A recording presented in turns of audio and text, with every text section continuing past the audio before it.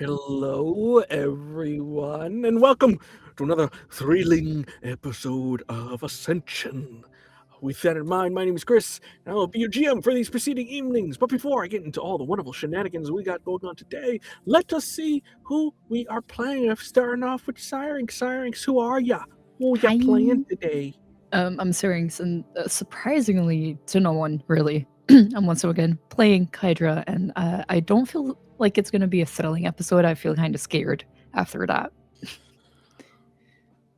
Don't be scared. What does that mean to scared of? Leading over to my next person here, Anki Apollo. Who are you? Who are you Well, you already playing? said it. So what's I the know. point? My name is I Apollo. I'm noticed. playing Anki. Fuck you. You're gonna be mean to us this episode. And What? I'm gonna start from a position of defensiveness so that it hurts less. And I am your GM, the one who's being bullied before we even did start. Tears for me. But I am your GM. I'll be producer for the show, and I'll be GM for the preceding evenings. With that in mind, before we get started, a couple of housekeeping things. First and foremost, content warnings in case you missed those bad boys in the beginning. I'll read them out for you here, and you can check anytime in the chat with !CW. We got fantasy and gun violence, gore, trauma, fire, blood, grief, severe weather, undead/zombies, romance and references to sexual entanglements, monsters and monstrosities, references to imperialism, classism, depictions of experimentation, war, and imprisonment. If any of those do not float your boat, there is a plethora of wonderful content out there for you to enjoy. And if you want to follow any of the members you see on or behind the screen, you could type !chat. I'm sorry, not chat, cast. There we go. To see where they are in the big wide web out there. But with all that out of the way, it's time we get into another thrilling episode of Ascension. So the intro is going to start playing here in a hot second, and with that, we'll see you as well soon. See you soon.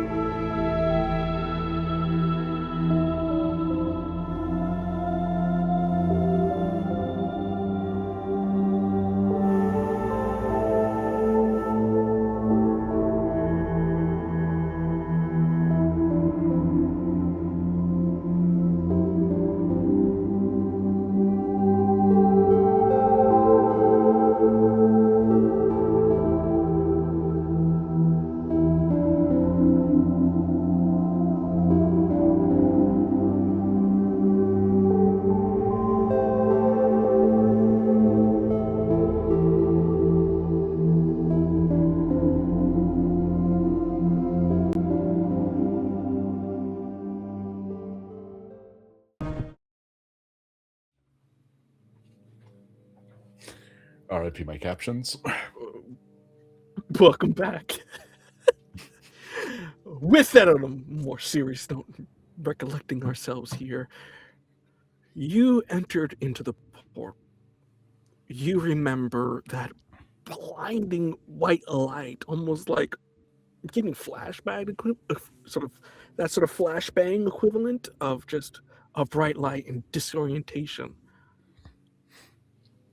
It takes you a moment, but soon you begin to hear almost like squeaking as you step. Very much of like if you're walking on like a very polished floor or something that's been cleaned constantly. And as you are recollecting yourselves and revisioning, what you see before you is a strange sight. For most of the other portals, you went in and exit out. It was a simple 1-2. It's just different or strange.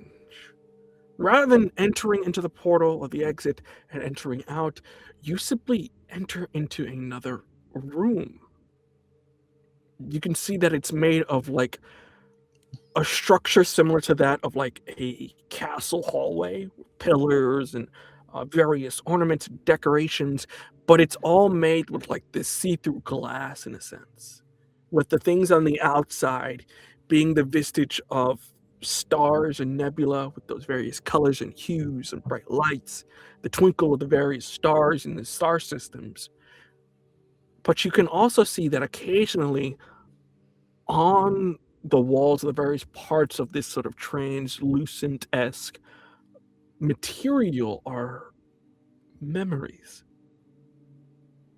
Some inconvenient, some important, some in the middle, and some you may have forgotten, but you can see that the amalgamation of Kydra's, Anki's, and Francis's memories play in between each other here. Why are you laughing? I love that. That's what gets you. I don't know. It's just Francis is such the a highly cardinal. important, two PCs, and also fucking Francis is here. And a dude. Well, he entered in as well. But with that, as you're looking through and taking that in, Okay, serious business. Yep. not even 5 minutes, children. With that, entering through, looking, getting oriented, Francis very much is going about trying to, I think is very much the first curious person is trying to like press onto the memories, but it's just pressing into glass and it's kind of just so when y'all exited out of various places, was it looking like a corridor or something like this? No, is this maybe a building in the other plane? Because it was never, it was just a portal before. No, this doesn't feel like we're in a new section. Maybe we're somewhere in between. Look, it beats me. I thought the whole point of these exits was you go in, you get out, bada bing, bada boom, you're done. No, I don't think any of us have taken any of the exits we've taken before, so not much use in guessing.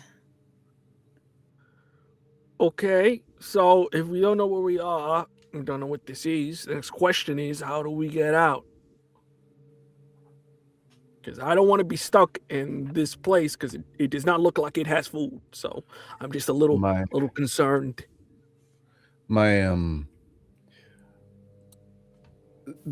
man who called himself my father said that this portal will test us. Maybe this is some sort of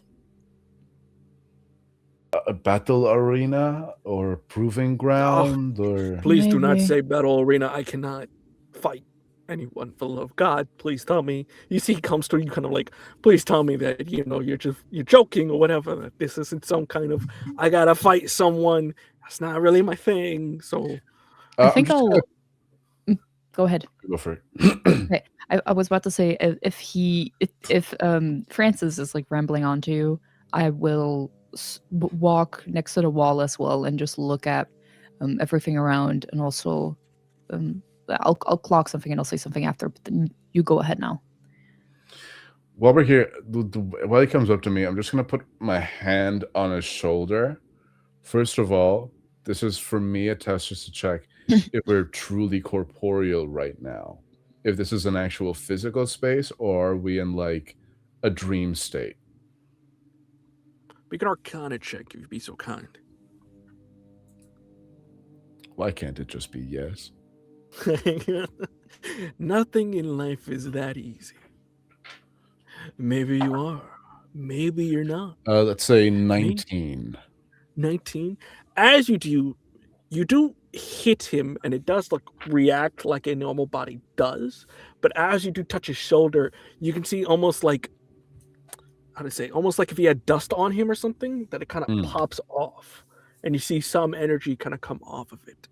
In So your like mind, motes of magic and starlight. yeah. So what you're getting from the roll is that your bodies are here, and you seem to be maybe interconnected. So you're physically within this area, but you being where you are, you're probably more of like minds wandering at the moment. I So this is like this is like corporeal, but also like semi-ethereal type feel. Yeah, it's like maybe your bodies like are you're in a dream. traveling. Yeah, you're traveling through something, but right now it looks like you're maybe interacting via more mind meld, if anything. That makes sense. I recognize these, so, but I'm assuming indeed it's not an actual place. This is some kind of plane between the planes, even. Strange. Yeah. You've never read anything about it? Did I? I mean, you know, primarily you know about what's on the outside. You know the big old what is like outside of all the planes. In between, there's nothing really specifically stated, but it would kind of make sense. I mean, how else do the planes stick to each other? You know, it's like how are you able to go from point A to point B without something in between keeping them together? I'll say, well, most of my research was more concerned with outside of the city and its sectors, but the planes as the building blocks of reality. Of course, there is some we can call adhesive material in between. There is, where do ghosts come from? How do they move through things? There's things that are ethereal, things that are more magical than they are real, that hold reality together like a glue. So maybe we're in something like that. If we're supposed to be tested, maybe we're being held in a magical liminal space.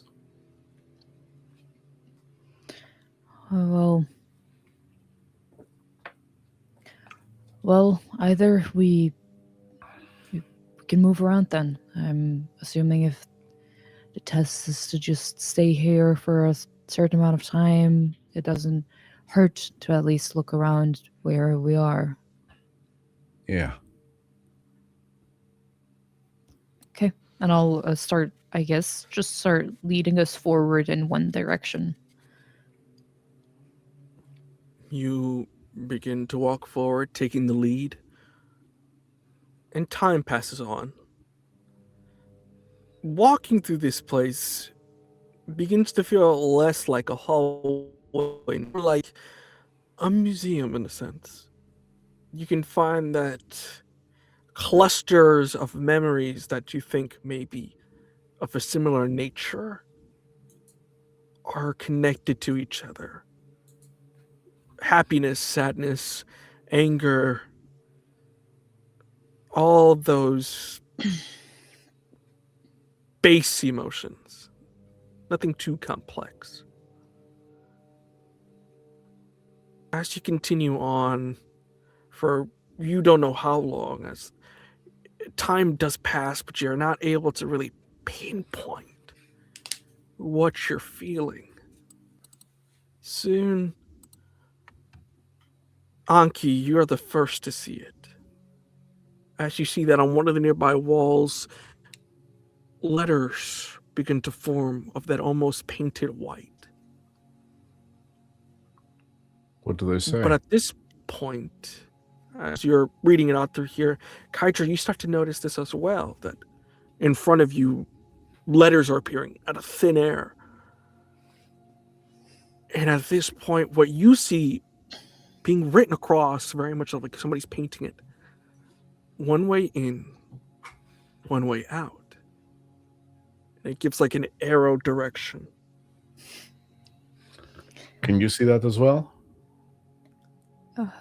Yeah, it seems like some kind of message spell, I guess. Do these seem like what I've been seeing this whole time? That I've kind of just told no one about? Yeah. I think you're astonished because this is the first time anybody's recognized or like legitimized, like, hey, I see that too. I'm gonna try not to let it show too much. I'll say, okay, we should follow it.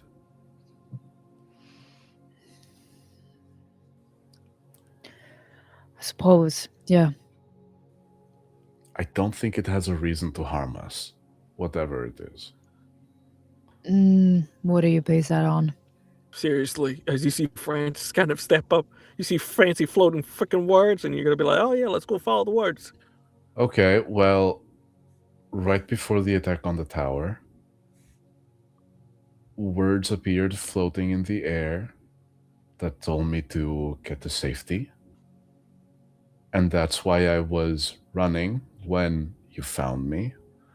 And then also when we got the weapon in the handoff, I saw the words run, and then the wind came. So these words have only really appeared in times of distress and given accurate direction for my best chance of survival. Yeah, and things can appear to be helping you up until they get you to a point that they want you to. Don't become complacent.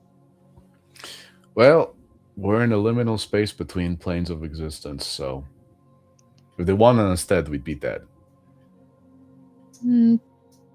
Don't go to extremes like that. It's not always the case.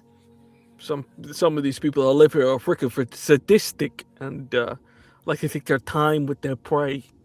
It wouldn't be out of the ordinary if some monster or citizen or madman or woman is here to lure you and eat you slowly. Well, only one way to find out. I'm going to start walking. I think as you're walking, Francis kind of goes up to you, Kaija, and kind of goes, this kid is... He seems to... how are you going to end up controlling him to leave, you know? We're going to the same place. There's nothing needed.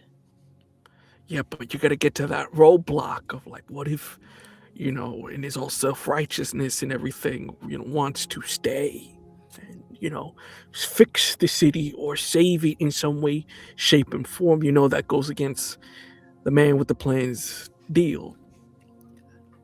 I took him out of the tower once. I could do it again, just the same way, if I needed to. Don't worry your head about it. That's my job, okay? I'm just saying. Now let's go before he gets out of sight. Fine. With that, you all continue forward until you hit what looks like to be a doorstep. At first, it's plain, looks normal. It's like brownish wood. But soon, you see that as you approach Anki, it begins to, almost like if something's carving on it simultaneously, form what looks like to be images of a forest of some sort, with a castle or some sort of fortification in the distance. As you see a Any I handle sort of... recognize? No. Tilting my head, watching. I'll just stop and I'll just keep watching until Hydra and Francis arrive. Eventually, we'll get closer to. We didn't let you go that far ahead. You gotta go say, okay, a door. Wonderful. So do we just go through that, or what? Do we? Do you recognize the castle? It's a I don't. castle. I don't. Oh yeah, Francis, you're an American. You don't have castles locally. I remember. What a move. Okay. Bringing on off-stream bits to attack Chris. You're on thin fucking ice, buddy. I'm about to roll dexterity save throw. 23-20s. Whoa. Francis suddenly has a role Francis to play. unlocks his Super Saiyan mode and beats the shit out of you. All right, I don't say that. Yeah, no, but I think it. There was nothing to go back, so we haven't seen any other ways to go. We'll go through the door. Francis, why don't you go first?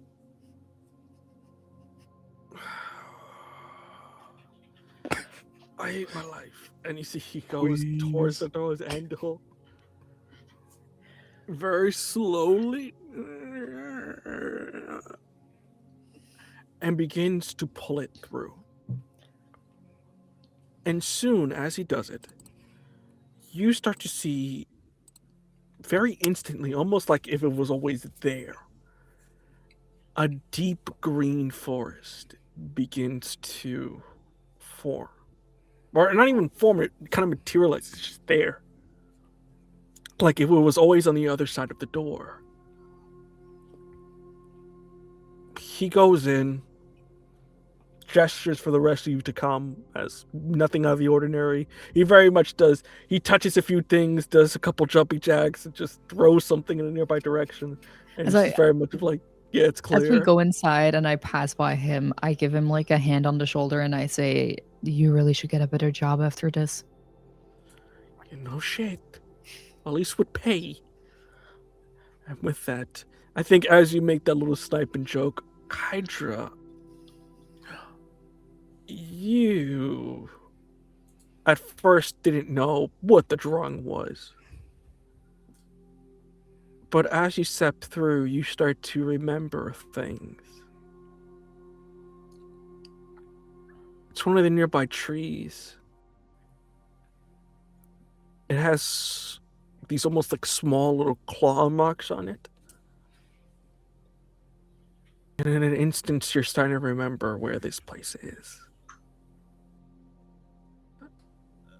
Anki, as you are going about, this is unlike anything you have seen before, Anki.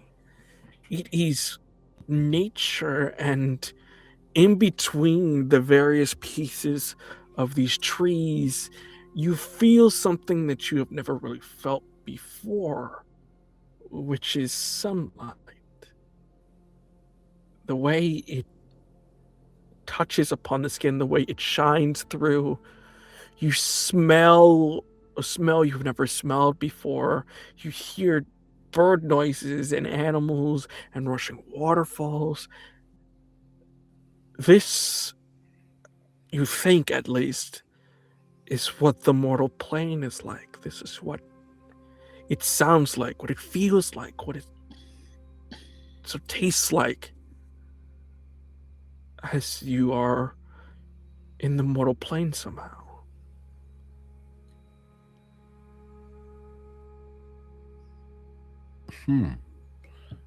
Is all my equipment with me? Do I... Yeah, everything's with you. Yeah. I don't know. I think I'm a little overwhelmed, for sure. I think, apart from Anki being a literal city boy, being dropped in a forest, never a good vibe for a city kid.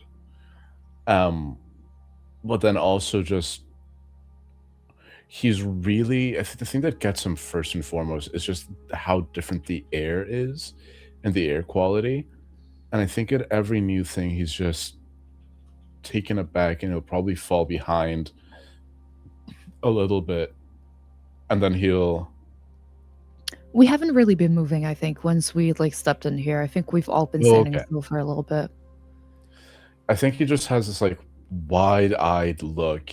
He just leans up against a tree and he's just looking everywhere. And he has just big bright eyes.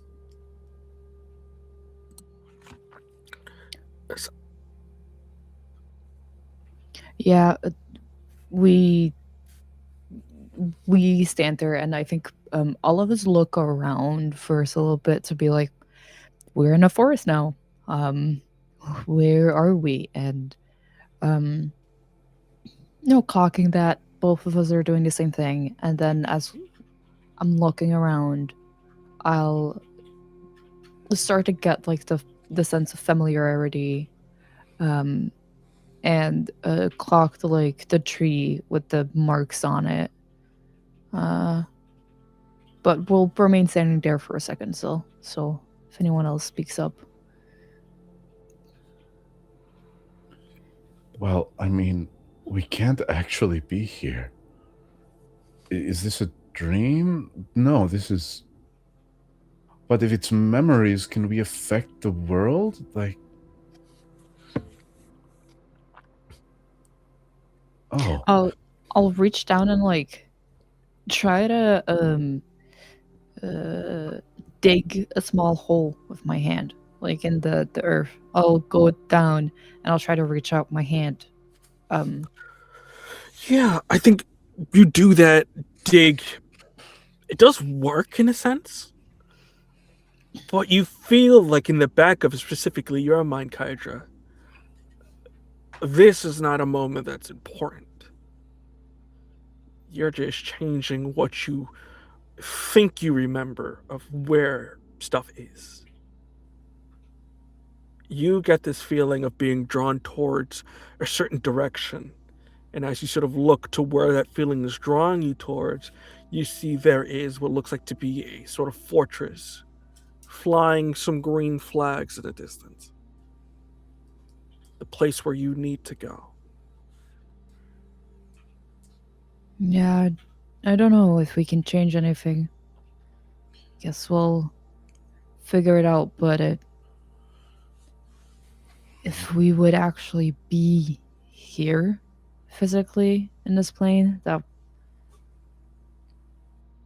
it would be very nice, but I don't think we are. Let's keep moving, okay? Yeah. As we're moving. Well, this isn't my memory. If these are memories, like we saw earlier in the room. Francis, is this you? No, I lived in a shithole, so it's not me. Okay. No, it's I remember this place. Let's just move through. Okay. We should be careful just in case we can still be hurt here. We'll notice soon enough if we can actually be seen, read, or hear, can influence things, anything like that. Sure, we'll learn it, but we won't learn it by just standing here. Yeah. You walk forward. Walking up the path, Anki getting a sense of what the real world looks like beyond your castle, beyond the city. It's freeing, it's fun, it is exciting. I think you have to kind of hold yourself back from writing notes. But as you walk up Kydra, it's the opposite. It is dread. It is preparing your defenses. It is trying to put up walls. But you all continue forward. As you get closer to this sort of what looks like to be modest fortifications, you see it's got these green flags waving in the distance. of some warrior in sort of gold and whatnot reaching their sword out in sort of anger. Hydra, you would know these as the banners of the Empire. And as you enter in, more memories begin to flood. You remember being brought here as a child. You remember being brought here, poked and prodded. And I think for a moment you can feel this almost tense pain in your chest with all the various concoctions they pumped you with. And then you remember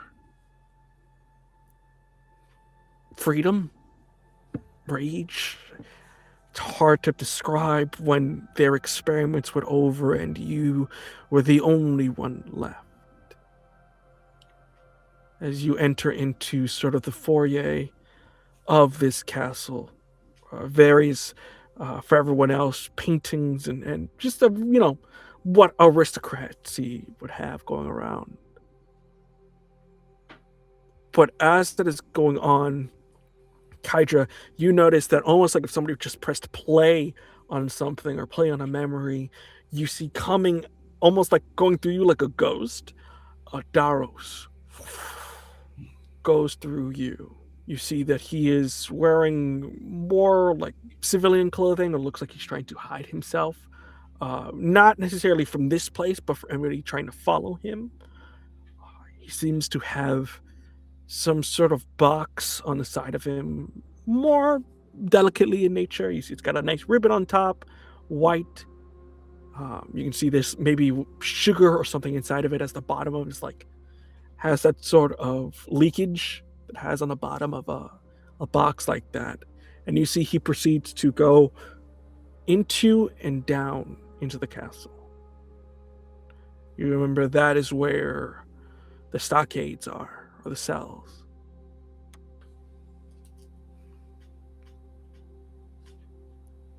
When he disappears down and when he's just out of sight, I'll start just following. I don't think I would speak up, but that's the point. I'll start walking in the same direction. I think you're walking, and Francis very much like, where the fuck are you going? Do we seem like other people here can see us? No, not at the moment. It's just, you see there are guards that come through it. You like try to hide, and then at one moment Francis gets stuck, but you see that it just goes through. Oh god, do I have Shield of Faith? I don't think I do. Can't do much. Yep, I'm just going to keep walking behind. I'm just going to stay at a respectful distance, but I'm just sort of... You know what you do have? Spirit Guardians.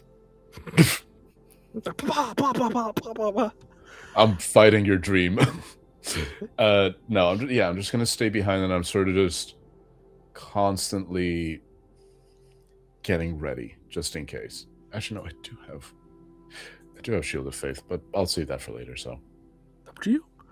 With that, you proceed following Kydra. You go downwards, and the sort of splendor of the place begins to dissipate as it becomes more of a cell-like nature, a prison. Dank and dark, the occasional drips from whatever runoff comes from the nearby river. But you see that most of these cells are empty or being cleaned out. You see there's blood in certain sections. There are, bodies that they're putting away, as it seems that some stuff happens in these cells that they're cleaning up. But there is one cell, torches both in the front, two guards who look extremely beat up. They have scratches and claws and sort of dents. And then this individual that you've never seen before, Aki, but you know as Daros, Kydra, goes at the guard and goes, "If be so kind, gentlemen, please open up the cell." One of the nearby guys go, "Are you fucking insane, sir? I don't mean to be rude, but that thing's a goddamn animal, and I think we should put it down. I am a god of many things. The least thing I'm going to be scared of is a child going through their years. So be so kind and just open the goddamn door. See, they look at each other. As you wish, my liege.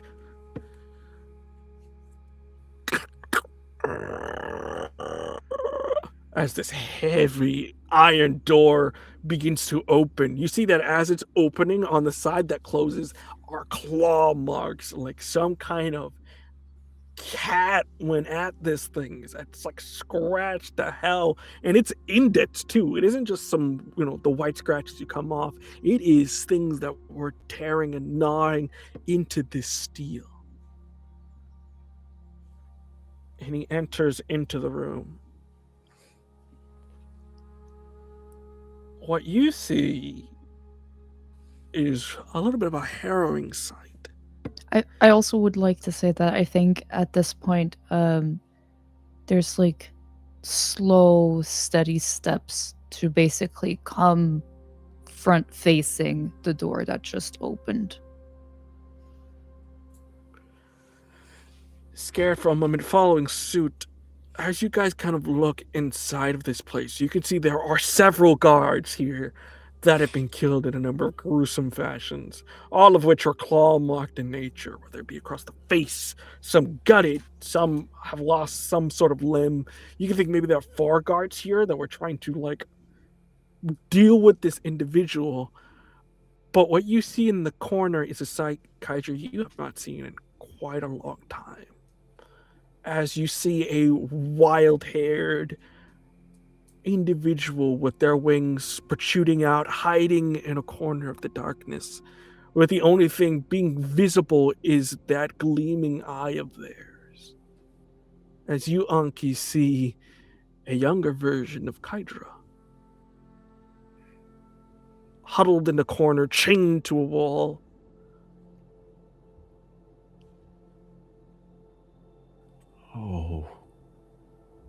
Oh, that's terrible. No, I should have known better. It was just a first moment. How old is Hydra right now, do I think?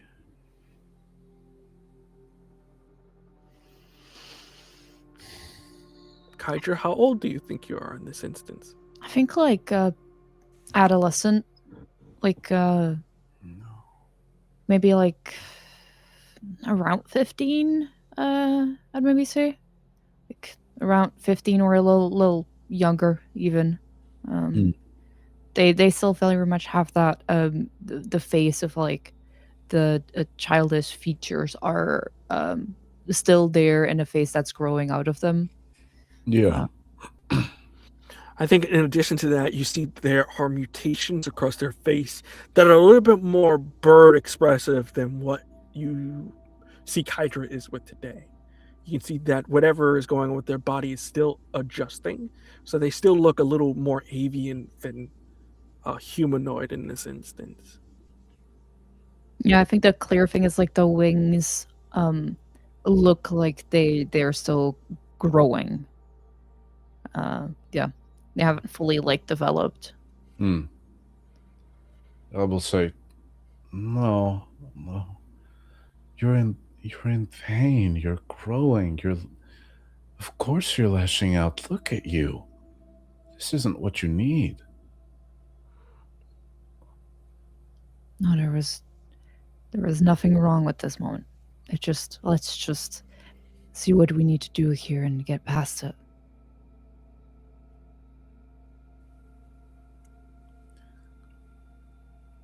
There's nothing I can do in this memory, realistically, in big ways. But I do think that Anki wants to take a bit of that pain away. Is there anything I can do? If I can't be seen, I'll move physically. If I can be seen, I'll try to do it magically. I just want to loosen the shackles a bit. I just want to loosen the memory of the pain a bit, so it Do you, doesn't feel like it. So it doesn't. So you. So it doesn't. The memory isn't as painful as it was, at least physically. if you take physical steps, because we've noticed that we aren't seen, we're passed through, we're Yeah. present here.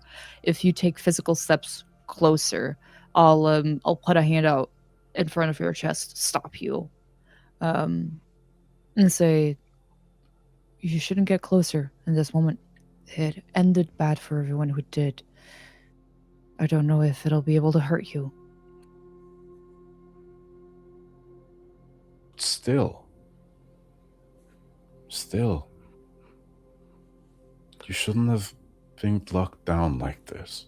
You shouldn't get hurt, so stay back. This happened in the past, it doesn't matter. And I think as Kaija says that, you see this conversation kind of continues forward. As you, Kaija, begin to remember what you have said, as you're now, in this moment, embodying your younger version of yourself, Daros approaches you. I heard you had a little bit of an accident. So, in order to cheer you up, I didn't mean to. I don't. And I'll look around at like the guards on the floor, and then trail my gaze from their bodies to the blood that's spattered on the floor, and that is basically dragged all the way to me and is staining my feet, which also have like talon-like shapes now, and I don't know. I didn't. Shh. It's all right. When my daughters are particularly in distress, one of the things they always beg for are treats, sweets. It tends to calm the nerves down, even though I highly beg to differ. But, and you see he pulls out the box. I brought you some treats. He opens it up. Sugar plums. My daughters go crazy for them, and there's a particular baker in nearby woods that make a fine batch. So please help yourself. And I think I look a little scared, uncertain, and eyes flitting across the room, I look at him and I look at his box, and then I move just a slight bit forward, and the chains clang, and I look down at my hands, both of which are chained to the wall still.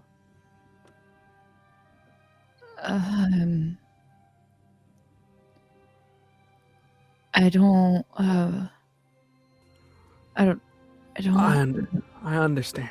And you see his hand begins to very much heat up, similar in the fashion of like if you are seeing that sort of white hot red off of like an anvil of forge, something that super heats. And you see he grabs your chain and immediately begins to melt it into a crisp before you're able to fully move. As I like fall to the ground, I take like a step back from them. Still in like a kind of hunched over position.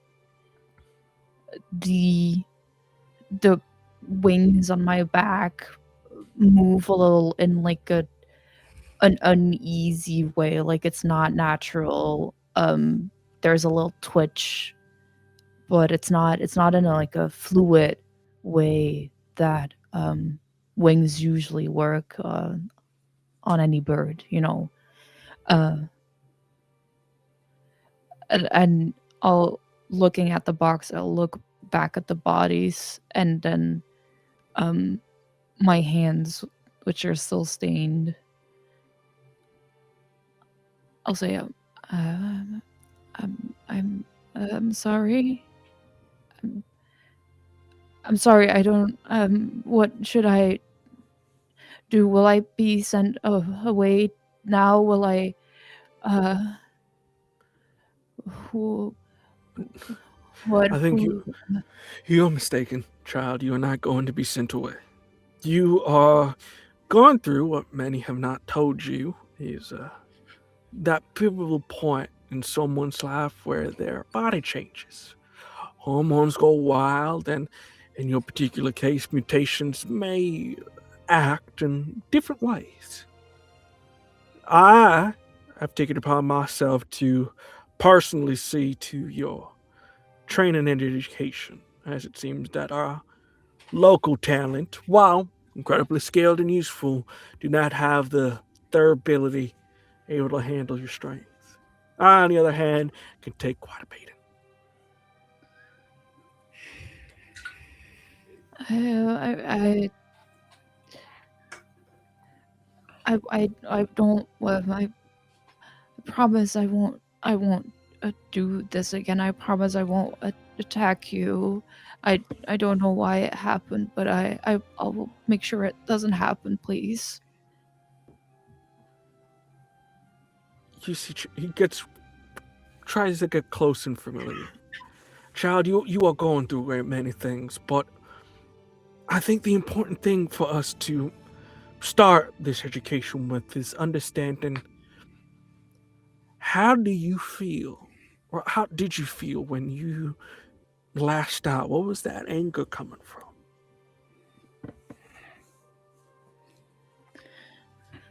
I I don't.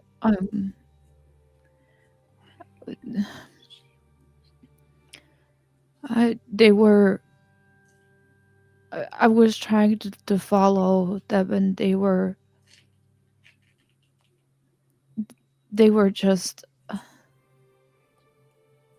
They weren't. I was trying to speak up and ask something because they were just going on, and um they just kept going, and they didn't listen, and they just kept going. It didn't listen, and I just got angry, and I wanted them to listen. Well, that's good. You feel what many people take their entire lives to feel, which is that anger when people don't listen to you, that anger when you know you have the right way of going about something, but they just won't take the time to actively comprehend. It's important because that's the way the world is. But what you need to work on is controlling that anger. Your anger right now is that sort of lashing out of a wild animal, but it needs to be controlled. You see, when I am angry, when I'm furious, I don't just let out fire rain. He grabs your hand and goes, I grab my hand, I make a fist, and I use that anger against the thing that is in my way. Control it like a marksman controls its arrow, like a swordsman controls its swing. Find the anger, hone it, and unleash with precision. That is my first lesson to you, Kydra.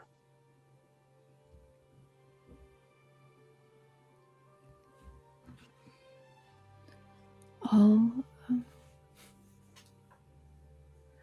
I think there's like a little change in posture where the hunch like stops a little bit, and it's a little bit more straightening up as much as possible here. Um, and with that like fist in Daros's hand, looking up. I'll do better next time, sir. I swear I'll do better next time. I'll hone it. Kadra, you do wonderful things.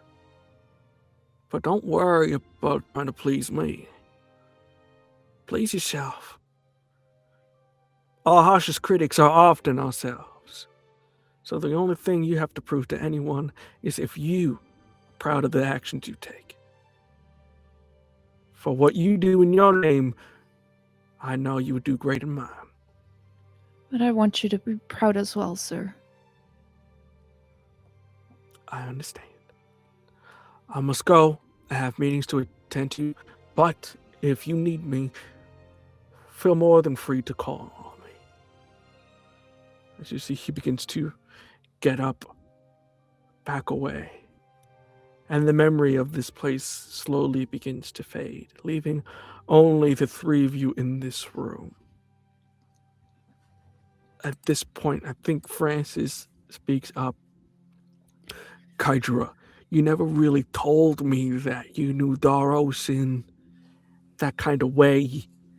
You are not just some kind of freaking henchman. You're one of his, like... Why would I ever need to explain any of this to you? Do you explain your deepest memories to me before we did a job together? I understand, but, if you knew the guy like that, I mean, why the hell did you get exiled in the first place, huh? If Daddy Dearest was, It doesn't matter. We did the job. We're doing the job together. It doesn't, any of this doesn't influence it. Seems like the memory is over, so let's just keep moving.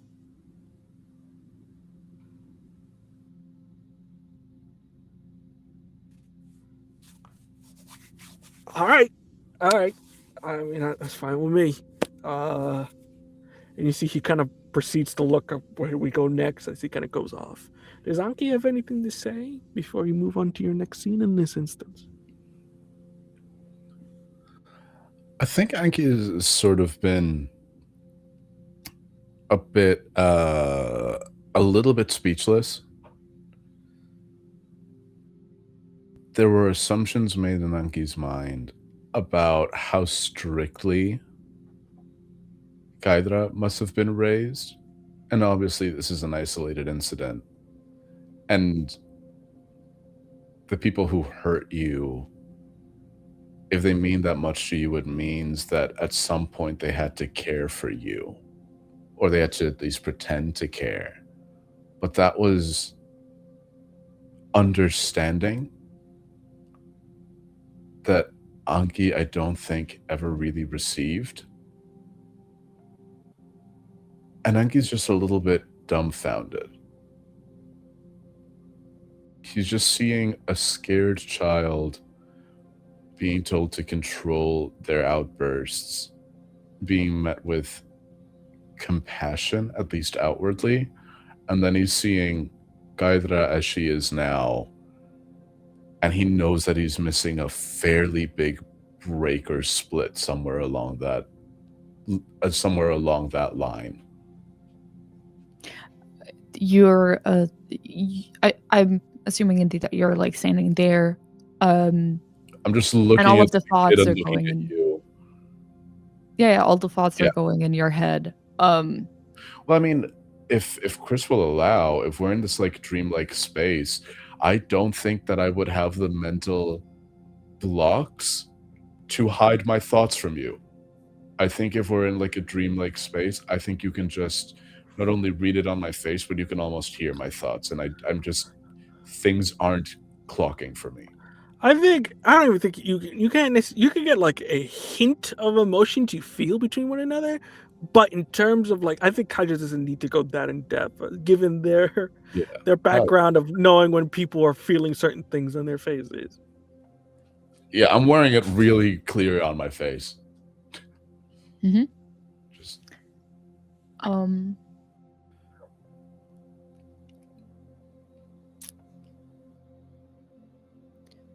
You said it was going to get worse. That was better. I said what it was going to get worse. You said that this memory was going to be bad. That was... I didn't say such a thing. I just said that you needed to stay away in case you could get hurt. Doesn't matter what this memory was, we were all made a certain way. You have a long history that I don't know anything about. Francis has a long history that I don't know anything about. Just so happens that right now in this situation, we are spectators to each other's history, whether we like it or not.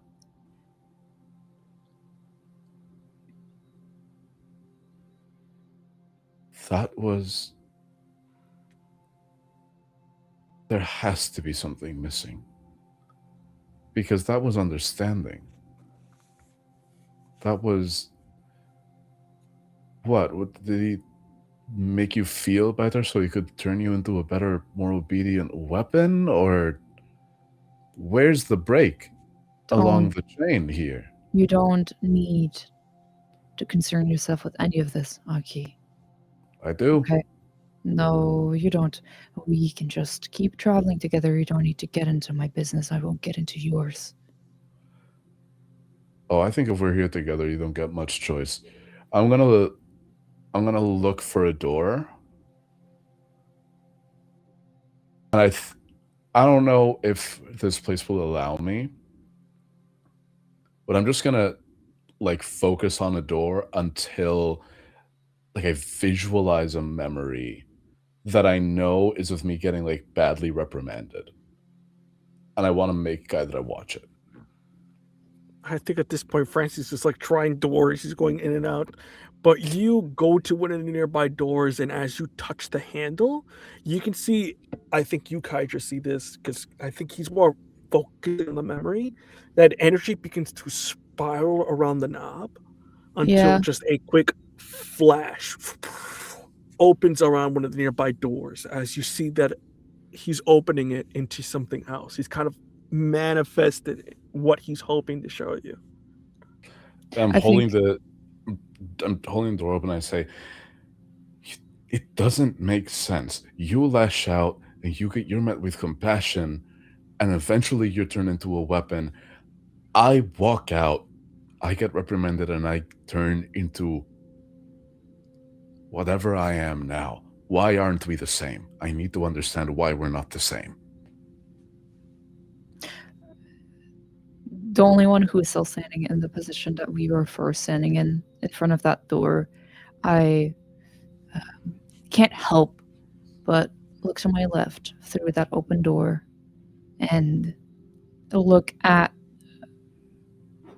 little me sitting in that cell with the box of sugar plums and tentatively taking one and going to eat it, but then like looking up at the guards and like she's starting to move, like tiptoeing through the bodies with that box in hand, leaving out the door as I watch her go. And I turn to Anki at the other side, who's holding the door open.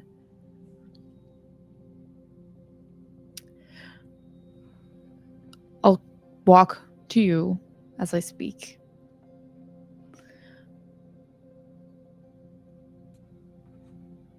We were all made a certain way again for a certain goal. It's normal we're not the same.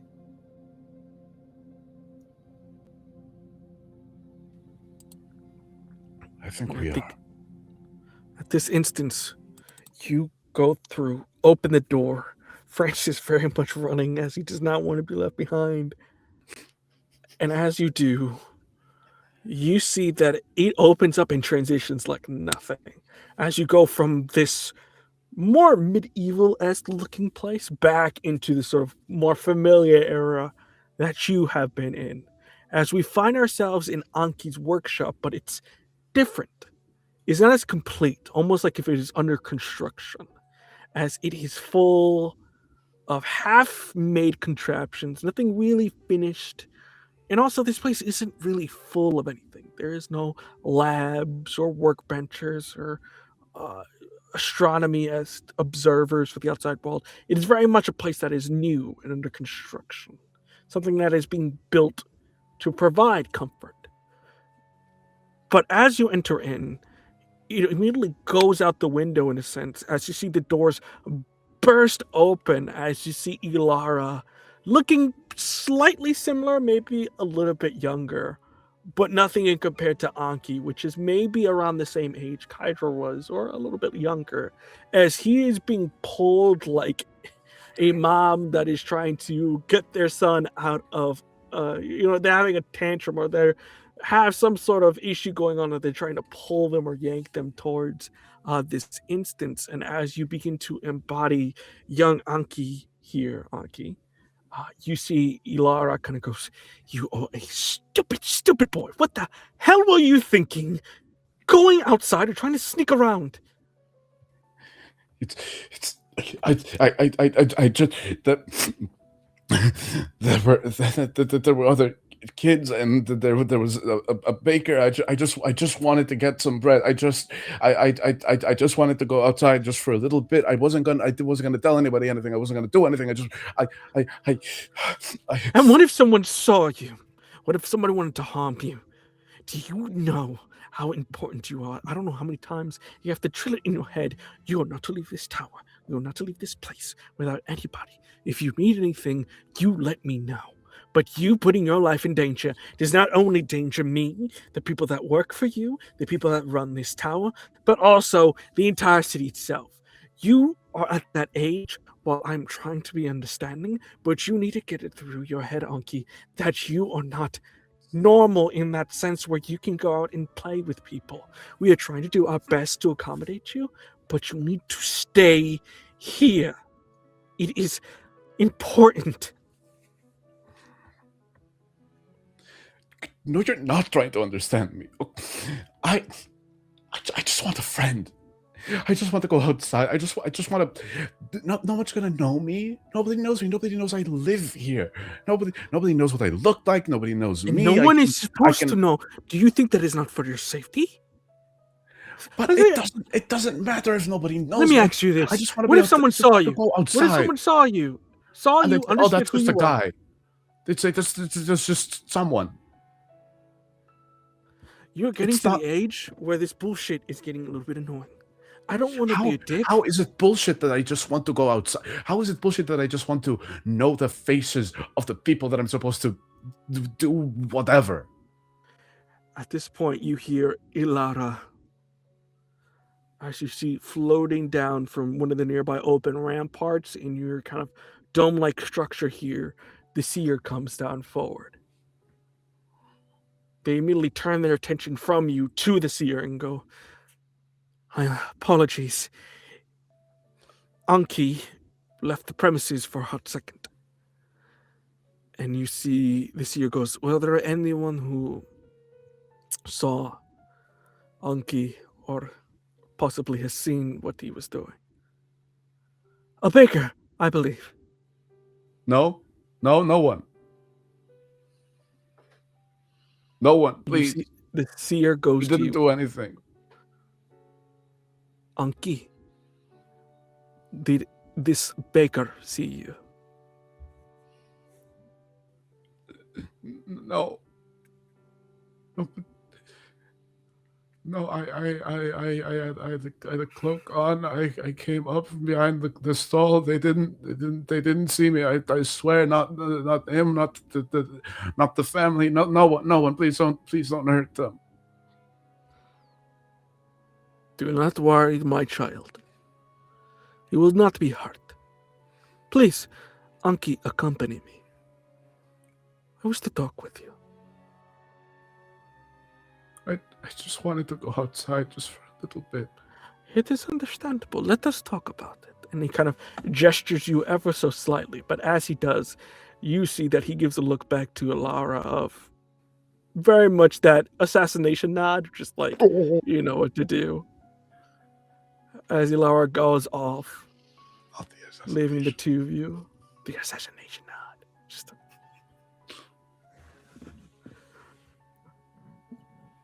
"Please, tell me, Anki, why are you so, how do you say in common, interested with the world below?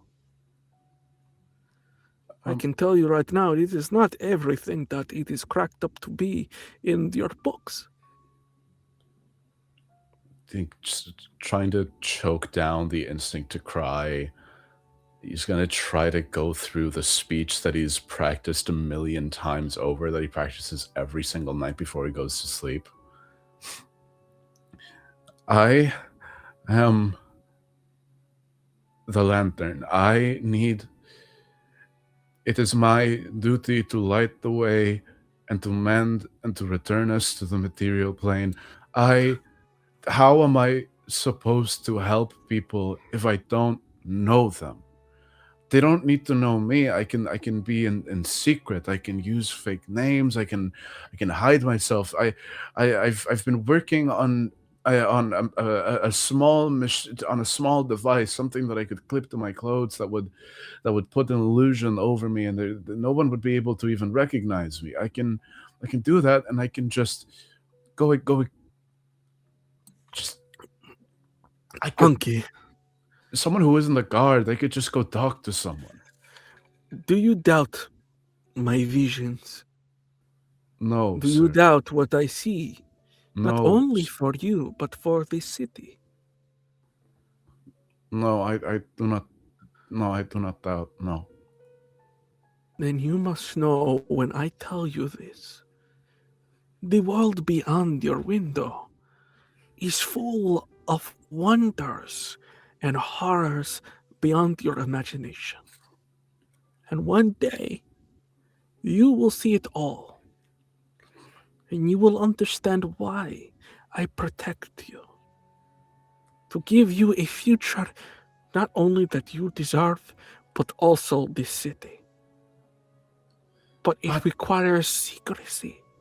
It requires forethought and planning. I did plan. I can be secret. I can be like Lara. I can be I can be silent. I can do it. If I have this responsibility, I want to know what I'm doing it for. I understand, but you cannot be silent, Anki. You are not destined for Ilara's path of the shadows and subterfuge. You are to be loud and bright. You are to be a spectacle. But I don't want to be a spectacle. I just want. I, I just want to know someone. I just want to not. I just. Everyone looks at me and they all. It's like they already know everything about me, and I just want to meet someone who doesn't. I just. I don't want this. I want that. And I'm just pointing out a window, and I'm just like tears are streaming down my face. Anki, I need you to man up. You will one day get to know many strange people. But that day is not today, it's not tomorrow, and it's certainly not next year. I will provide you with more scientists from the doctor's team that have not had the honor of working with you yet. That should provide you with the comfort you seek for a number of years to come. How you say, meet you halfway. Do we find this agreeable?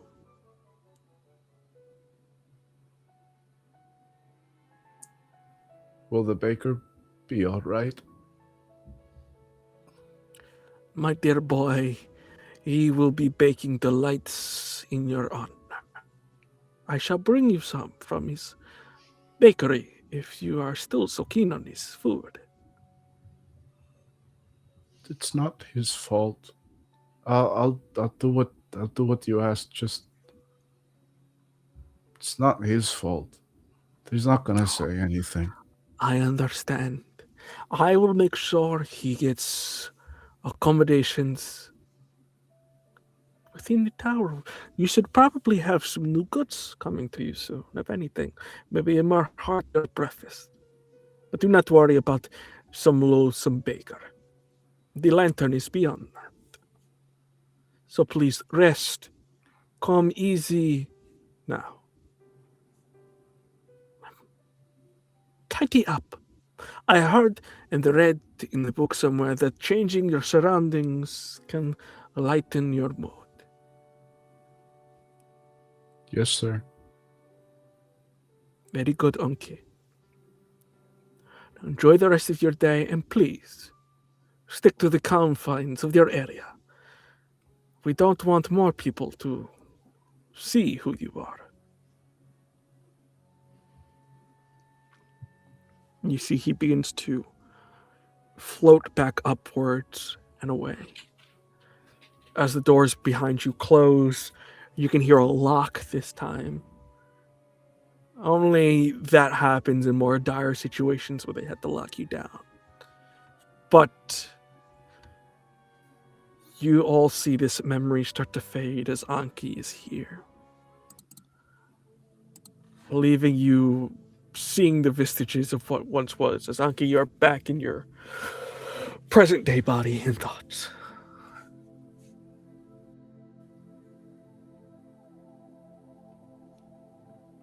Yeah. Yeah.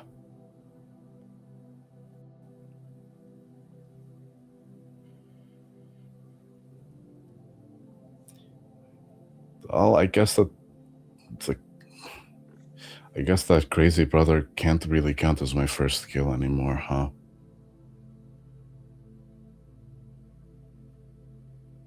Was the first time you did it yourself, so I think it still counts. I did that myself.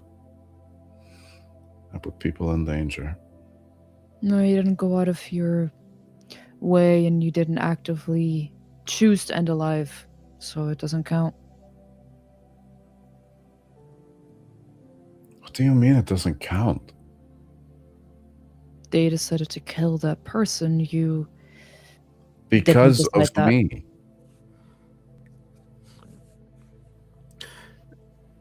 Francis kind of pipes up, "Hey kid, not to put words and thoughts or anything, but maybe they didn't kill the guy because, of you. Maybe it was the status of you, I mean, for us, on top side, you're not supposed to look upon divinity sometimes, if you see divinity, do you believe it? Do you not believe it, Yeah, I guess maybe they got to create an air of suspicion around you so, people believe in something. I mean, isn't that a little bit more important than some random fucking baker's life? I mean, I just... He shouldn't have said any of that. I'm gonna go right up in his personal space, and I'm gonna, same as before, that like divine rage flaring within me, all my tattoos just grow brighter, my eyes like glow like furnaces. Well, you're looking at divinity. Should you die? I don't exist. I am my title. If they killed him because of a title, they killed it because of me. Watch yourself. I'm just saying. Okay, hey. You're not the first person to die in name. Let's. I move in, and angle my body, like my wings flaring a little bit, and I put a hand like against Anki's chest, between the two of them, and I say, "Okay, hey, it's all a test. Let's not fail it. Okay? Unless you want to be stuck here and stay." I think I'm passing the test. I think we need to feel these emotions, and I'm feeling a lot right now. Are you feeling anything? Because this whole time you've just been shut down. Don't go around guessing like you know what this test is. I'm happy for you that you're feeling the emotions and feeling good for that, or feeling, or whatever. Don't just assume that I need to do the same things you do. We're not the same, even though you want to say that we are. Okay?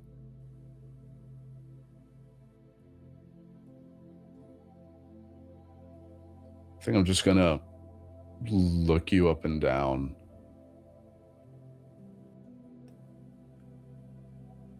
And again, I've let it read really clearly on Anki's face. I think you see a look of just like the beginning of disappointment in Anki's face. Yeah, we're not the same. I'm just gonna step back. You have literal God, blood, or DNA in your veins. Okay? I don't.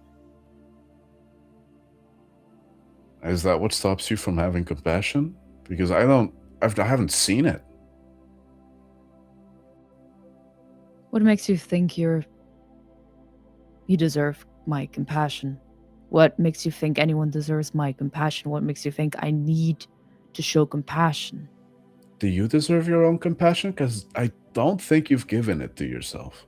I don't think we need everything in life that is supposed to be there to be satisfied. I think you're wrong. Sure, again, something that shows we're not the same.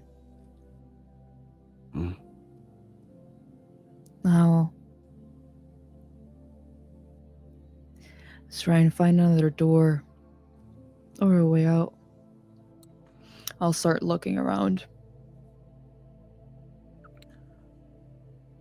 Splitting up, looking around. Before we go on a break, Francis does come up to you, Kydra, kind of pretending of looking in the same direction, and kind of goes, "See, I told you, he's a loose cannon. He is losing it. And you remember what the boss said? If we can't get this kid to get out of the city, the next thing we gotta do," and he just makes a hand motion toward his head, "is take him out." If you doubt my capacities one more time, we will have trouble, Francis. It's not your fucking capacity that I'm worried about. Clearly the kid it clearly is. has strong emotions. He can fly Yes. freaking wings from his back now. Was he doing that shit when you broke him out of a prison? The only thing that makes the kid weak is his emotions. He has too many of them. It'll get the better of him. I know how to deal with that. And what about you? You are showing emotion, which means you're breaking down just as well. I think in like since we're in the situation far away that Anki wouldn't hear us doing this and stuff, I think there's a quiet enough me turning very swiftly with a taloned hand, grabbing Francis by the throat and kind of lifting him up a little bit, knowing that he probably has to stay silent a little because he doesn't want this to be noticed by Anki. But I grab him, I pull him up a little bit, and I say, "One more time." That's what we need. That's fucking Kydra. Keep that up.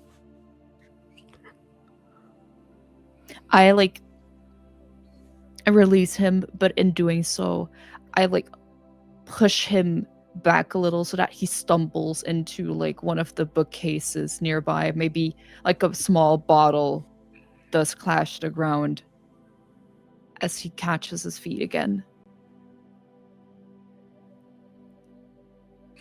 Have you found anything? I think if the physical space with that memory was still there, I think I would have done what I wasn't. As an adult, Anki knows what happened, but he doesn't know how quickly it happened, and he doesn't know. He knows that the seer lied, obviously, and he's probably realizing that the bakery that he was getting the sweet treats from then on was probably was 100% somebody different, and he was just lying to himself.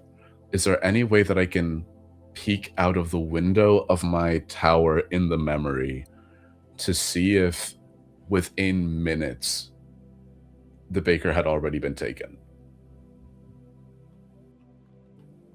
I think you look out your window,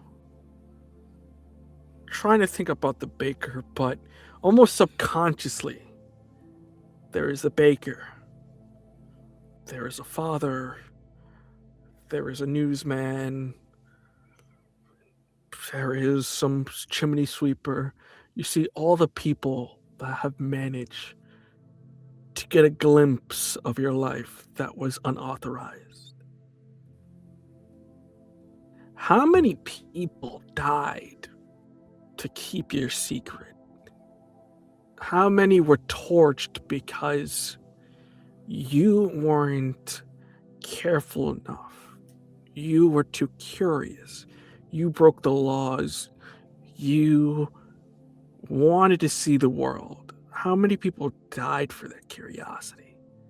I think is a thing you begin to see as you see what looks like to be not necessarily long, but a handful of almost gray ghosts, in a sense, that just are moving about their lives in this space.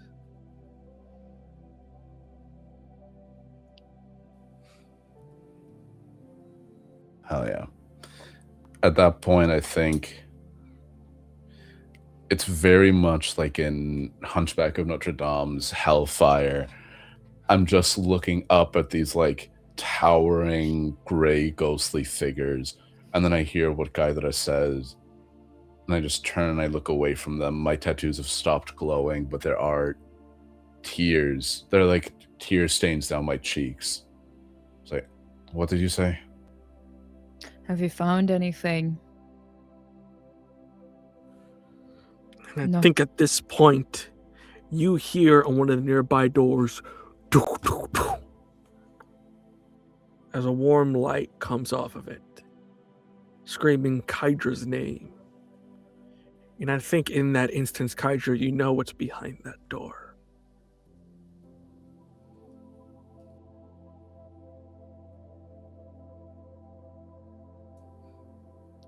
What's that about?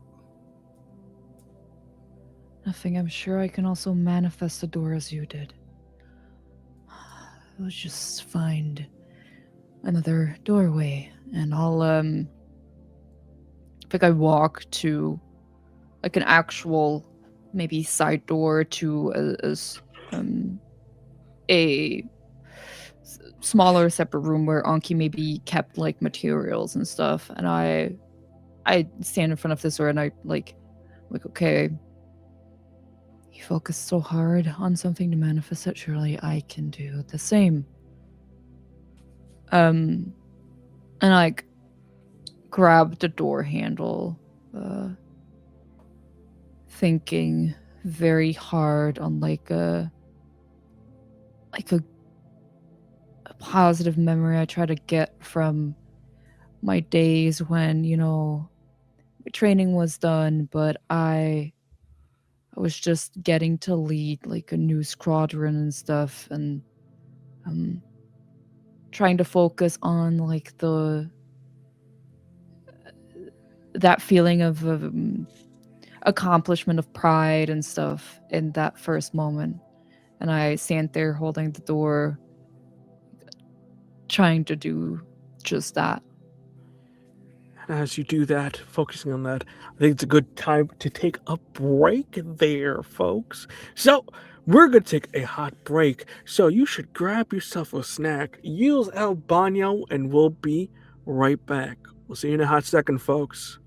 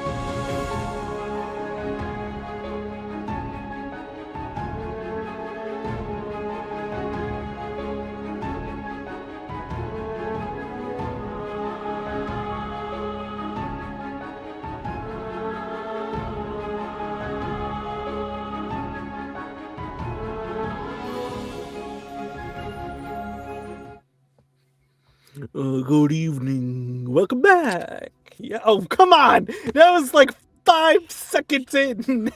Good evening. Good Good evening. evening. Good evening. Okay, vampire ass. Good evening. What is some problem? Wonderful, wonderful. Welcome to the second half here. But with that, let's get back into it. Kaija, you open the door, hoping, trying to follow in the same sets of Anki of if I focus on an emotion, I'll get the door. But as you open it, it flings to the point that at least you're fast enough or reactory enough that you're able to push back.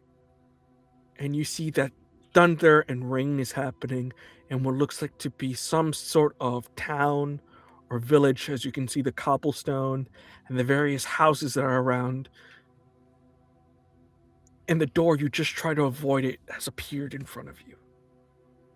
Of the memory you try not to remember, of the event that you try to move on from.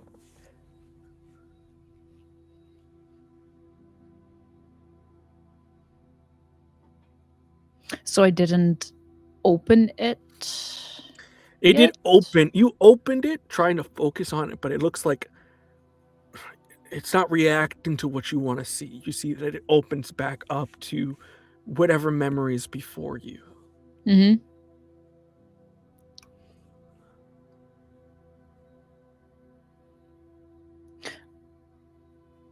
This is unlike me.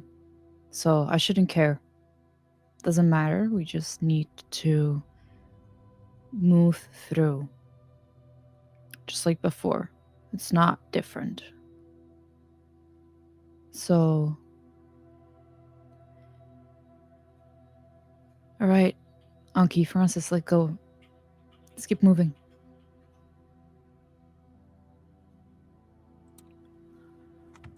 You all move forward. Kaiju, I think in your mind, I don't think you remembered it was raining that day, but it was apparently. Maybe it was a little bit of a lighter pour, hence why you didn't notice. And hell, it was night. You didn't see anything much. But it rained that day. And as you all enter in, you begin to shift back into your not as young self, but a little bit more older at this point. Flashing your armors of greens and gold. And as you walk up from whatever hut you were stationed in, you see one of your brothers in arms, Brother Zartis, ice blue skin, red eyes, his features featuring that of more of, you would think, some creature in northern regions. More of a hardened ice skin around his areas. Approaches you. Commander, we've been waiting for you. The village leader wants to make sure that the routes are all prepared and cross the I's and T's, as they say. Let's be quick about this. Let's go meet them, make sure that they get out and that everything just goes according, and this won't take long, and before that we'll be finally able to move on from this place then. I will say I will miss the bloodshed. It was nothing getting you in the morning like breaking a spine and launching a catapult into a siege, but all good things must come to an end. Only bloodshed when it's necessary, so we had all that apparently was necessary. I'm sure there will be more in the future, because the Empire doesn't stand still. And we'll keep moving forward for it. Front lines. I understand, but you cannot say that I wish the bastards behind that wall would have fought a little harder for their piece of land. It shows their character that they didn't. shows that they don't have what it takes to fight beneath us. None of our concern. City-states, they're poor opponents. No proper armies, always built with mercenaries that leave. Never giving us a good fight. If everyone above us has their ways, and if we have our way, there will be tougher fights, I'm sure, that will put you on the front floor, and we will win. There's always higher places to climb. We'll climb there. I'll And trust your will, Commander. I'll make sure you get a nice spot to climb. Hopefully somewhere with some sun. And with this way, Commander. And he kind of leads you towards what looks like to be one of the homes that seems to be modest. You can see that in the midst of you walking through the streets, people are actively packing up, moving out. You see there are some guards that have to knock on doors. They do routine checks to see if there's any rebel activity, but then after that, escort people out. With that, you enter into this one house here.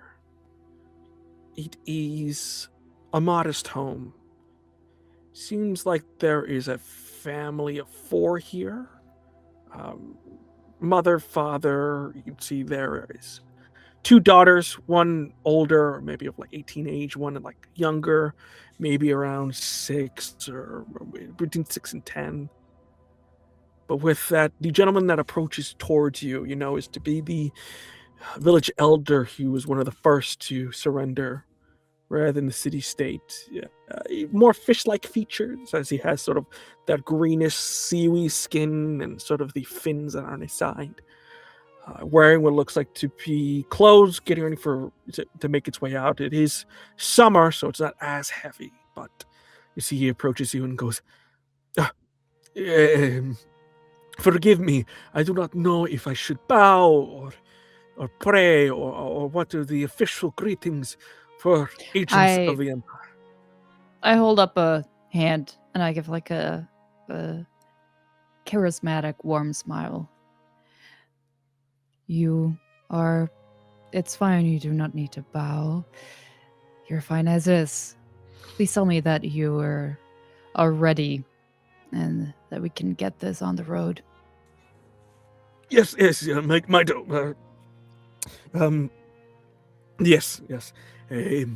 We had told the villages on the surrounding outskirts the surrender in the terms. The city-state is still trying to hold, but we understand that to fight against the Empire was always a foolish endeavor. We are loyal to the Emperor and their cause.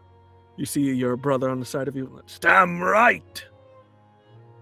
I'm happy to hear those words from you, and I'm sure that you will have a prosperous life once we get you out of here. Under the Empire, you will flourish. We'll make sure of it. Here's the map of the surrounding villages there, if you need that. And I think that is everything there. We are ready to follow your orders to escort us where you are going to escort us. Good. I take the maps, briefly look them over, and then hand them to my brother in arms. Great. If everything is in order, we will gather our troops, the one needed to escort you, and we'll start getting you out of here. Fantastic. You see, everybody begins to gather up, gathering up their belongings. You see the youngest of the children seems like the most reluctant to leave, as they're a combination of scared and upset that they have to leave all their stuff behind. I think if I even noticed that, maybe like from the family who was like closest to our previous conversation, the family of 4, if the smallest one there is like feeling a little scared, walking around here, I'd like kneel down next to them and put a hand on their shoulder and be like, we'll have plenty more fields for you to play in soon enough. You'll be safe and you'll have everyone with you. So don't be scared. and I'll like give them a little like, I don't know, pinch on a cheek. Like, we'll protect you. You see they give a sort of half shy smile and kind of point to one of like their nearby like dolls and kind of point at it. It looks like a very like stitched up warrior and then point to you. Almost like communicating is like, is this you? I'll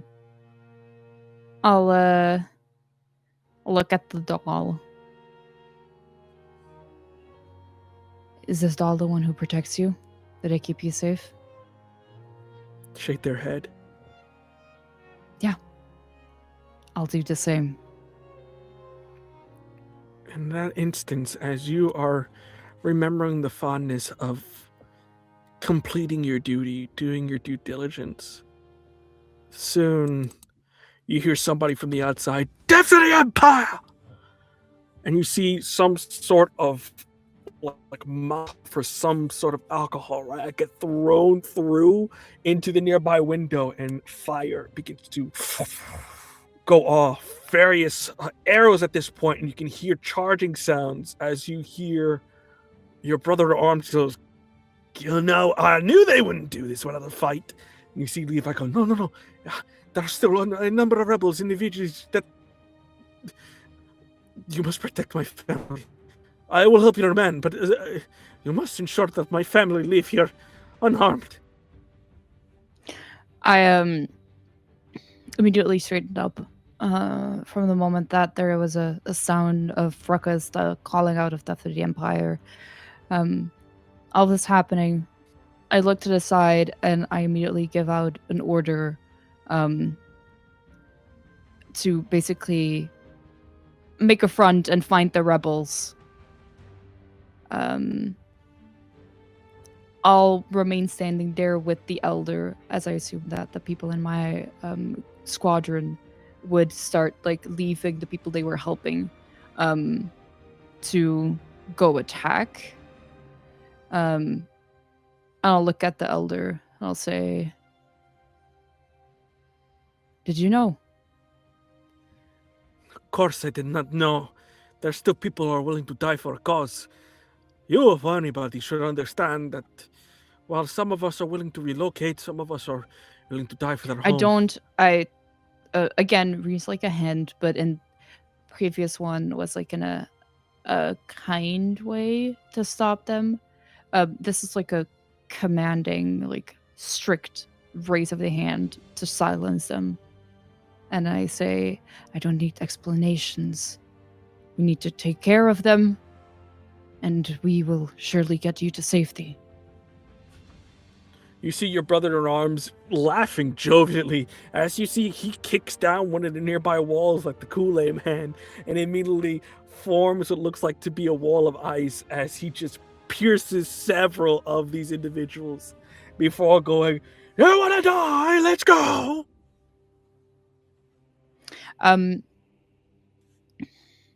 Do they seem like, is it clear that there are rebels, that there are people getting violent? Is it clear that they're getting close, like mingling in between the people standing here? You can see that these rebels are like positioning themselves on the roof and trying to use that height advantage, while they're mostly attacking soldiers. They don't seem to be aiming at the people leaving. You see, they're very focused on any soldier here. You see, everybody else is running. Yep. I'll when I see that they are on the roofs, I'll once again boom out with my voice. They're up, get them down now. And with that, also like my wings spread, and I shoot up towards the nearest roof, as well as I take my mace out to go swinging at the nearest ones. Like a game of I forget what it's called. It's just very much like hitting them as they pop their heads out. As it is such a high speed and velocity, you take chunks off of these individuals while at the same time going at such a fast rate they're not able to hit you. The battle happens for a number of minutes as you see your soldiers have to kind of get reorganized, several of them dying to the surprise attack. But luckily, you and your brother are all the Hellraisers they need to fend them off long enough for your army to organize. In this instance, as you manage to just decapitate one of these individuals with a strong swing, you see that Levi shoots in your direction and hits what looks like to be one of, whether it be a potion of visibility or something like that, one of the invisible rebels that almost gets you, saving your life narrowly in this instance, giving you a head shake before going off and helping. Mm-hmm. In this instance, you also notice that as the little girl that you saw before is running through, one of the nearby soldiers is seeing that he's outgunned or he's getting outmaneuvered here. He's like going for the girl to try to take her as a hostage. I spot that as they are being surrounded and stuff, trying to get the girl as a hostage, and I think I'll like just yell out a command.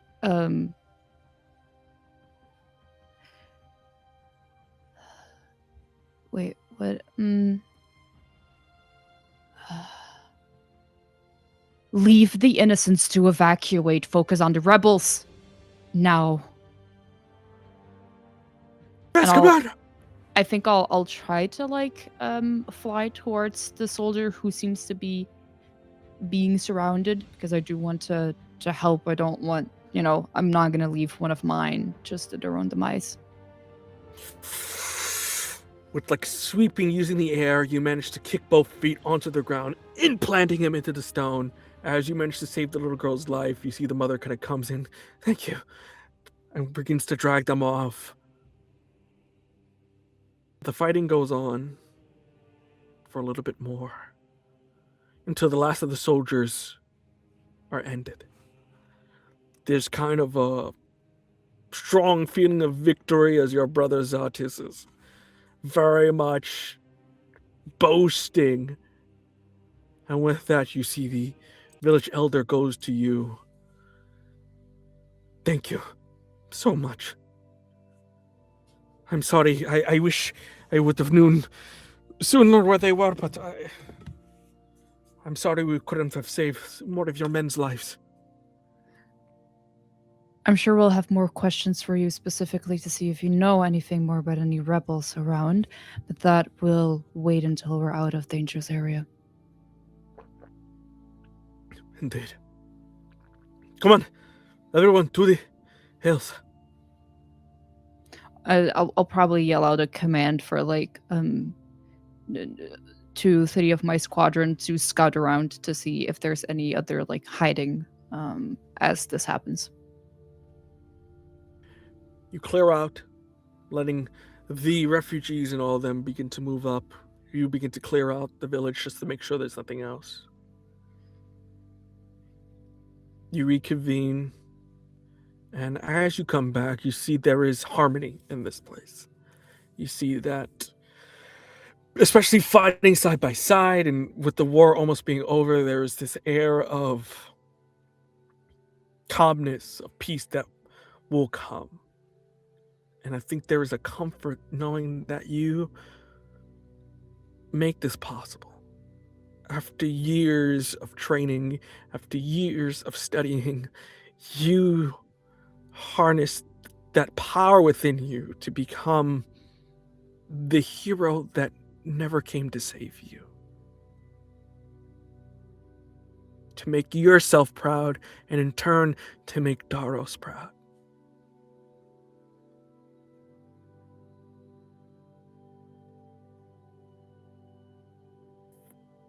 The serenity hits. And with that, do you join in these festivities, or do you kind of watch about, making sure nobody does anything foolhardily? I think there's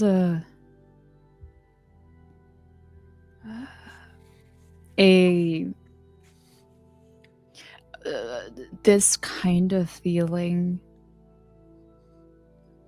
I can't help but look around and look at the festivities and look at the people who trust me with their lives to give them commands to do what is right and necessary, who I've been through battles with before, who look up to me.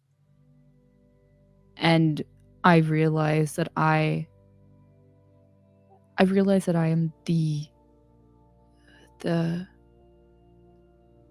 idol that I never thought possible to become, but also just with the possibility that if this already is what it is, if I already have this position, the possibility of godlyhood with this, I feel like in this moment, I think this is what being a god feels like. This is how it should feel. This feeling of knowing you caused or you made this happen.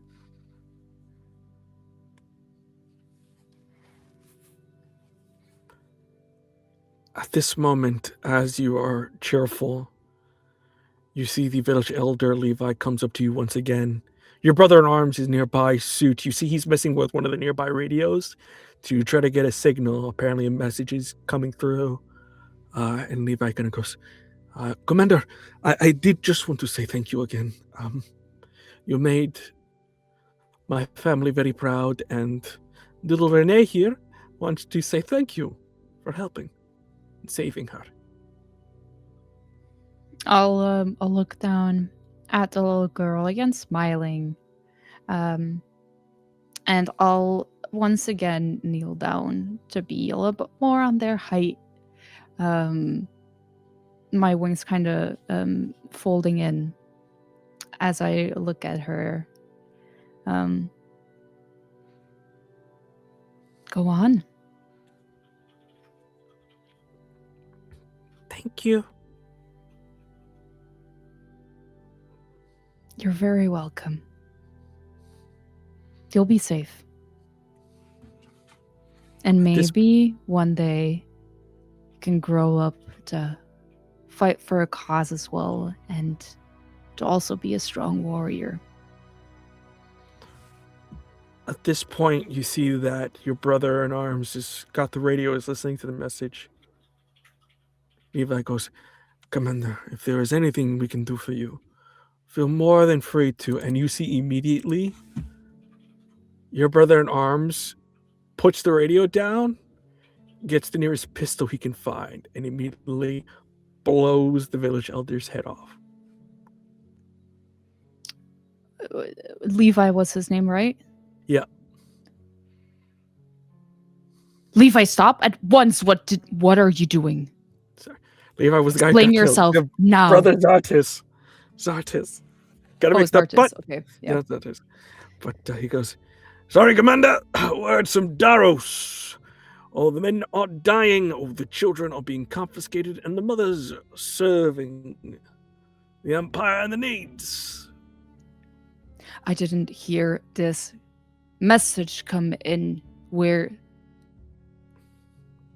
I'm supposed to trust. Radio, if you want to listen to it. Surely rebels can fake something on the radio, Zartis.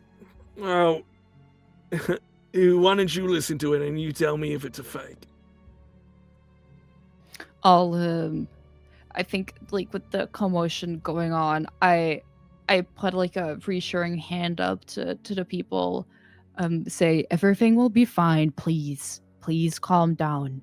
And I'll walk over to the radio to hear. The radio goes on, and you hear it is Daros' voice with no doubt as it goes. Soldiers of company under my beloved commander, it is my deepest regret to say that the Emperor has decided to go with a more aggressive route to deal with the city-state. For too long, it has been a nuisance in our thorn side. And even if this war is to end, what is going to prevent them from rebelling again, or any of the other regions in our empire from doing the same, if there are not consequences to such actions? As such, I have been given mandate over the total war policies we will be implementing in the next few hours. First and foremost, anyone who has any dealings in leadership will be killed. In the name of the Emperor, all the children will be rounded up and given to our lovely, lovely gentlemen back in the statesides, where we will continue to create more of our incredible Hellraisers. And families that do not meet either of these descriptions will be given to proper states and whatnot. But for the foremost, find the leadership and kill them all. I'll leave it to your discretion to find out who's who. From the glorious God, Daros the Unrelenting. The transmission ends and then repeats. Your brother goes, as you can see, it is a message. So this little girl here, as you see, he kind of grabs her up, is going to be edited to you, Daros, to become you, Holly.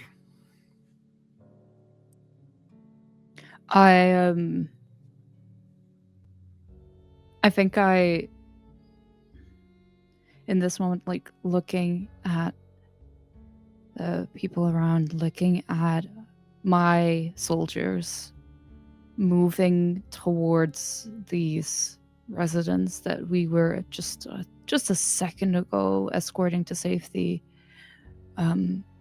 The dead village elder on the ground bleeding, the little girl who I literally just told I could grow up to be a fearful warrior, now being like almost ready to be picked up and carried away. I think there's I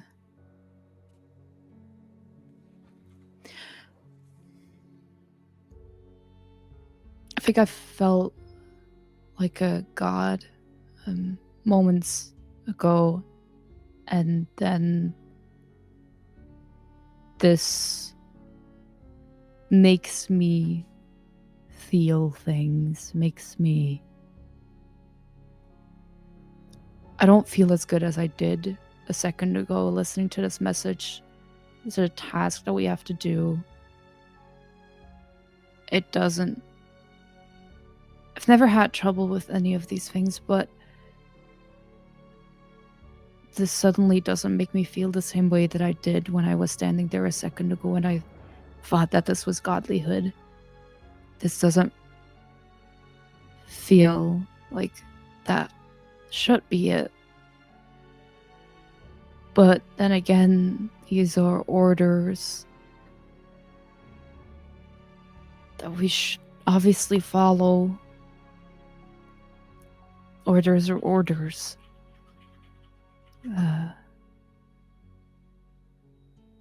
And I think I let, like, Sardis pick the little girl up by her arm, and as he starts taking a step away, I think my mace is the next thing that's seen, just held out in front of his chest in a stopping motion as it clinks against his armor when he takes a little step. I say, let the little girl go. We don't need to do this. We can surely ask for clarifications, or I order you to let the little girl go. All right, Commander, if the word of law comes from the god himself, I'm obliged to follow And his as your orders. commander, as the one who is directly giving you orders in this field, I am ordering you right now to let the little girl go. Well, I'm sorry to say, as he just puts his finger and moves it to the side, we are equals. I'm not like one of your common sellswords here. So I'm gonna do what we were made to do. It was to serve. If you got a problem, you can bring it up with the top office. The rest of us are gonna do what we were made to do. We were made to become gods. And gods take.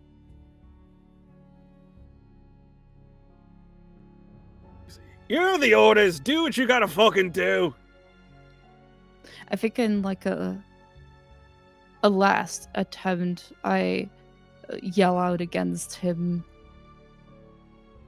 If you know what's good for you, you will follow my order and rest your hands, all of you.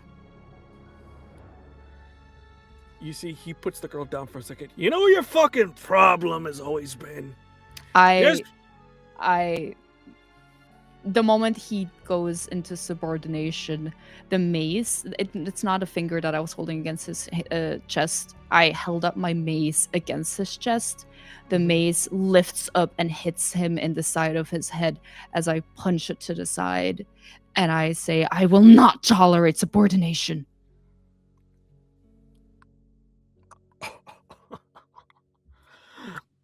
What you're doing is treason. So you think very hard, firstborn, about the next thing you do, because I'm going to get up. I'm going to take that girl and put her in a wagon, and she's going to be shipped up far away. So when I do that, you better put that fucking mace down, or I swear to the gods, you will never see daylight again, no matter who your daddy is.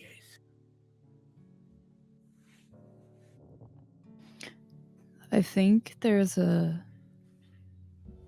like doubt in me,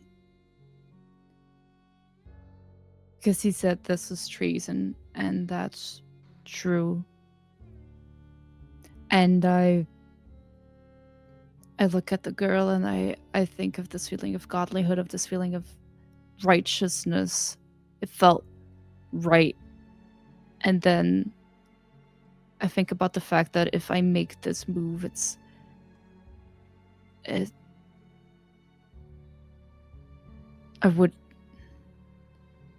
I can't go against his orders. And I think I think back on controlling my anger and focusing it.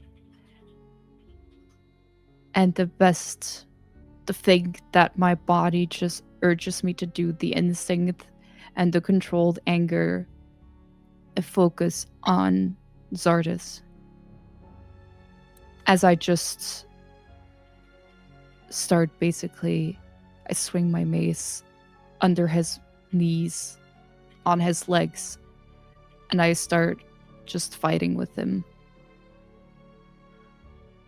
Fight is an understatement. As you sweep his legs, you hear a crunch, and as he's on the floor, you wail on him as you see his blood splatters.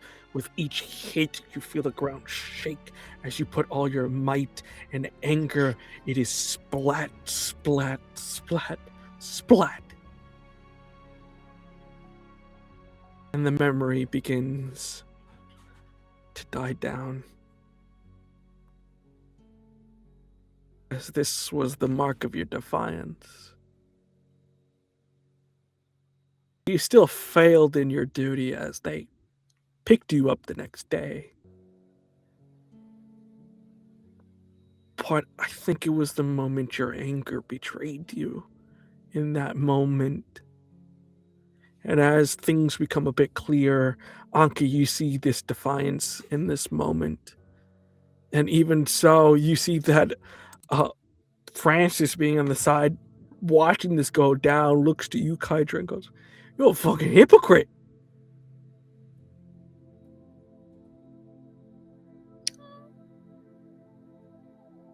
I don't think your opinion is valid on any of these matters.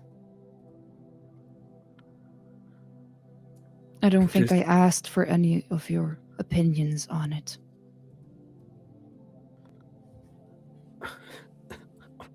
I'm just a And bit. what do you think? Could you repeat that? And what do you think? I don't need to think anything. We're just going through these.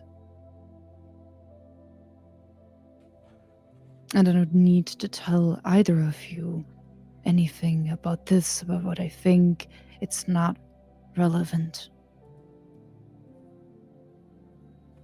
You saw what you saw, and now we'll move on.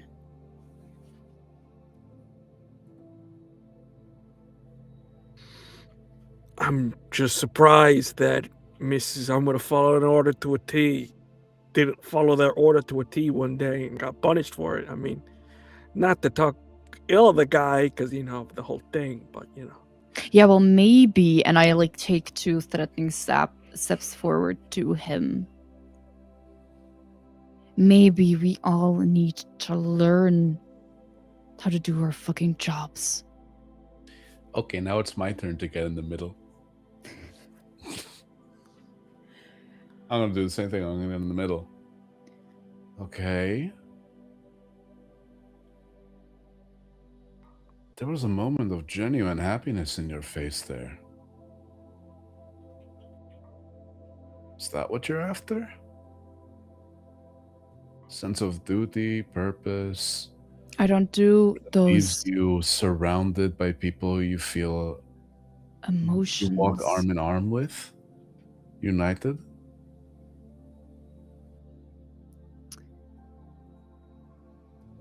It doesn't matter what I felt or did not feel in that moment. All that matters is that that moment wasn't a mistake. And we all learn from mistakes. What did you learn from that? That I shouldn't let emotions get into the way of what I want and my goals. And what are your goals? What do you want? Because I think right there you did exactly what you wanted. You didn't want a little girl to go through what you went through. I want to become what I was made to be, and I will become a god in time. I was human when I made a mistake. I won't be. I'm not even human anymore, so I don't know where that came from. But it won't happen again, and I will become a god, and that's the end of it.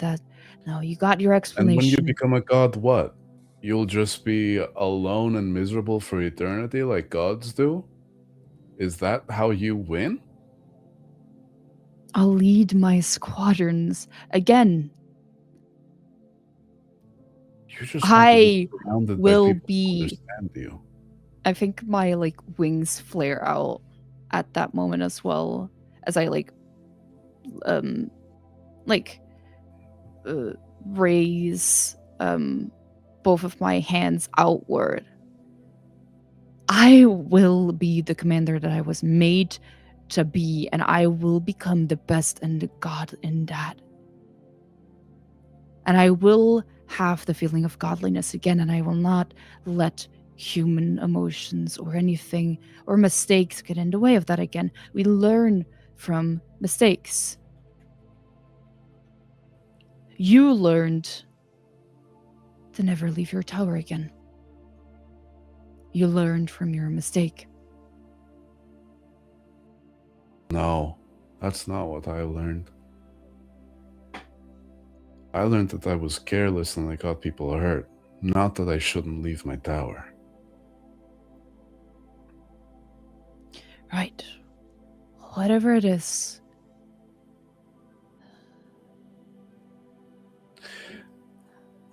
How much squaring up is Kydra actively doing? I think she's more squaring up would. It's definitely not is this even squaring up, do you think? Well, I was about to say it's not even in an aggressive active way, as in I will attack you. It's more in a defensive. It's in a defensive. I don't even want to think about my actions. So what gives you the right to think about them if I don't even want to? And it's the like. I don't even want to question my decisions. So why do you think you get the right to question them? What gives you the right or the audacity to question my actions? Hell yeah. So it's very much just that, like, I think trying to like very much in her nature almost to give this kind of aura, this stance of a commander being like, my word is what you will follow, and I will be the presence that shows that portrays that. Hell yeah. I think Anki just takes a step back, just looks at you.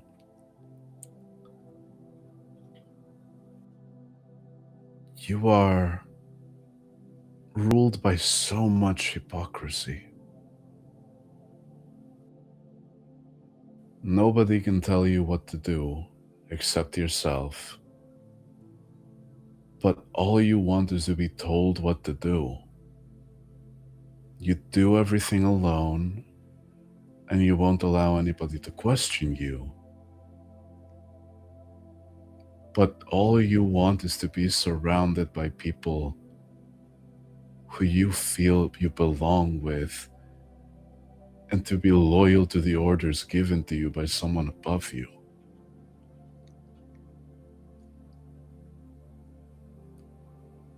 Kadra, you can live for yourself. Your version of godhood is eternal servitude. That's not godhood.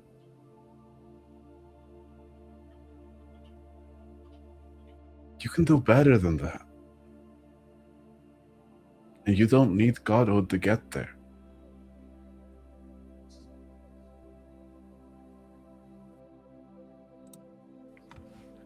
Are you finished? And as you say that, you hear that I'm not echo from around the entirety of this place. Ma'am?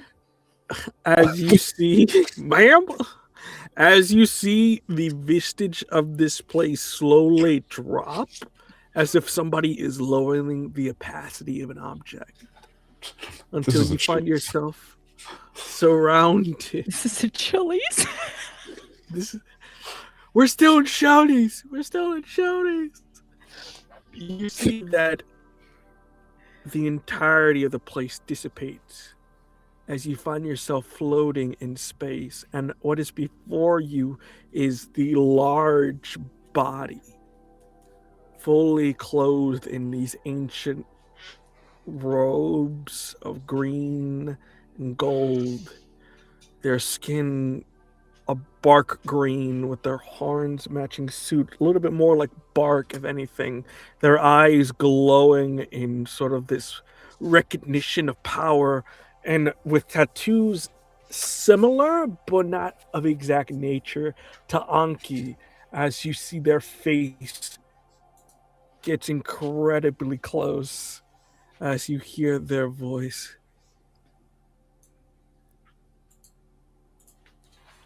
You always wanted to feel loved, didn't you, Kydra? Get her ass. Get her.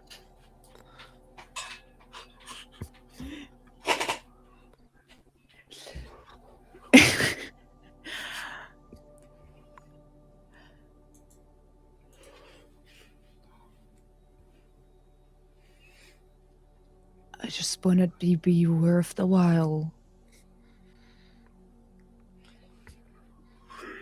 You sacrificed your entire existence to protect someone a job you have done so far with my son.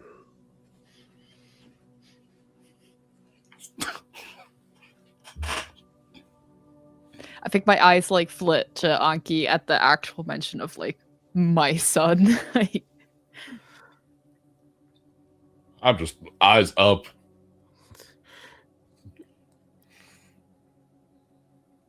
It is a wonder to finally meet you, Anki. I am Nasi.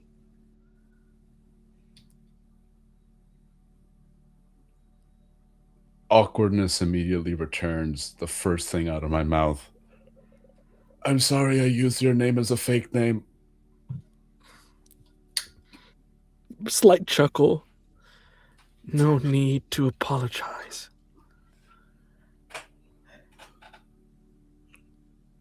I wanted to show you that memory, Kaitra, to remind you of the person you can be.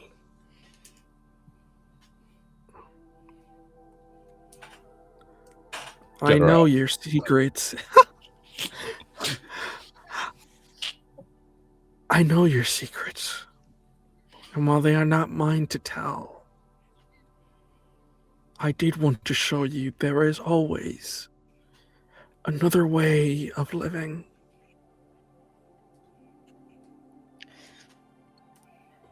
Are these the powers of a god? I despise that word. God. Many use it as an excuse to tell others what to believe and do, how to act, what to believe in. And wars have been waged in God's names. It is the reason why I created the barrier that separates your world from ours. My keys to create a place where people can just be people.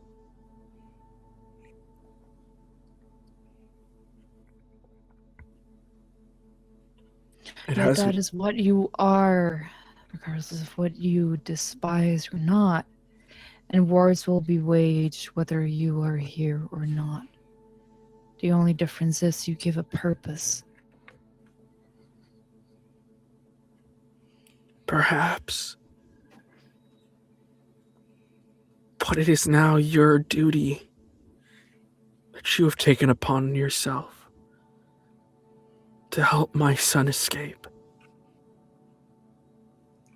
Something I hope you're able to do. For him to save the city would be a great mistake.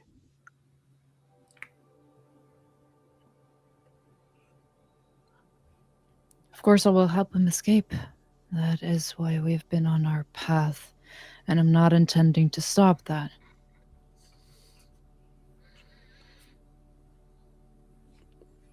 What do you know of how to escape this city? I'll look at the side to Anki, and then I'm very... I'm biting my tongue. I'm like, I have so many questions, but it's not my turn. Teacher hasn't called on me yet. I'm like, this is Kaiser's conversation with the goddess. I'm gonna have my turn. Okay, sure. Once I notice that you have no interest in really engaging in this part of the conversation, because your mind is running. I think your mind is running with all the other questions. I'm like, this is Kaiser's part. I'm just gonna kind of. He's like, I got 5 questions tops in this scenario. Yeah. I'll just look back and I'll say, we were going to figure that out once we were up there again.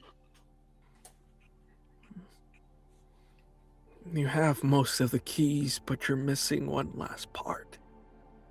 The part that even your great seer Took a while to understand when he came to me.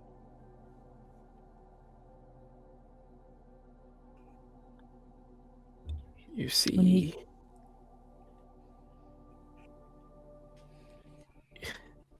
he wished to escape as well.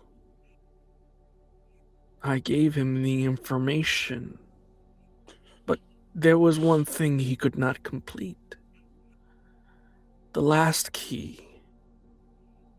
The one that belonged to his realm. I made this place with my blood, body, and soul, essentially, to create the barriers that stop mortals from interacting with us. Various gateways were made to still talk and connect, but Daros closed those, leaving only the emergency exit, if you will, the possible route. But to do that, it requires sacrifice. Someone of godly blood, if you will. The seer is a man, no matter how powerful he is. He could never open that door by himself. But he is smart and found a way to grow Anki.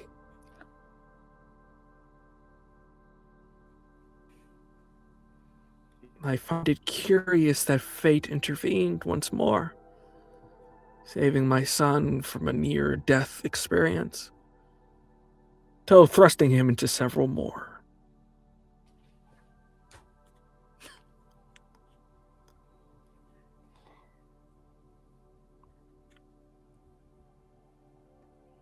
I don't suppose you have godly blood, Francis. Motherfucker, Francis is still here. Francis is very fucking fucking. I ain't got. No. I'm. That's my impression of Francis, just being like, oh, no, thank you, ma'am. He's just giving a salute. He's like, fuck, I don't.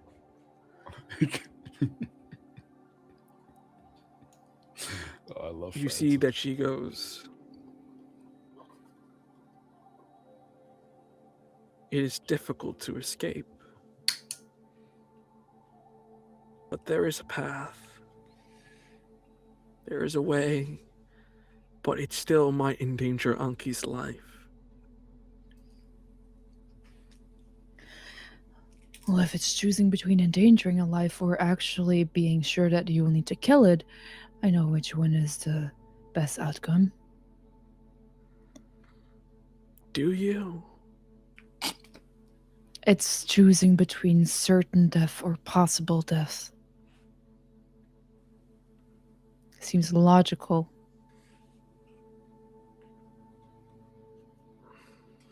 I think I'm now just side-eyeing Nancy a little bit because I'm like, we both think that she means the easiest way is just to kill me, right? Occam's razor. Trying to get brownie points here. Hey, man, I think in case of like reading into anything, not that Anki would like know any of this, but generally in Kydra's mind, she was ordered to get him out and to Daros, so she like there's no point in like killing him to get out, you know? Yeah. At this point, I'm cooked either way, bro. I think you, especially like honing on constantly, like, am I right? Or trying to really like not as a button, but like making yourself more prominent or calming yourself down. Looks over to you, okay. I'm sorry that I've only been able to write to you. I don't have many ways of communicating beyond the in-between. That was you? Yes. Though you are not... You are my child, but you are also not. I Okay. still feel a resemblance of responsibility.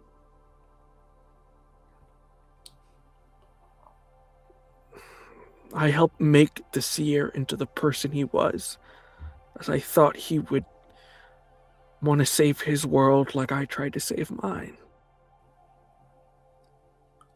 But that giant skeleton, are you dead? Are we in your consciousness? Did he kill you? I was already dead for many years, but he did as you did and traveled the plains in search of an answer and found this tear between the culture section and his section. He asked many questions, and I gave him many answers. He gave up an eye, and I gave him the future.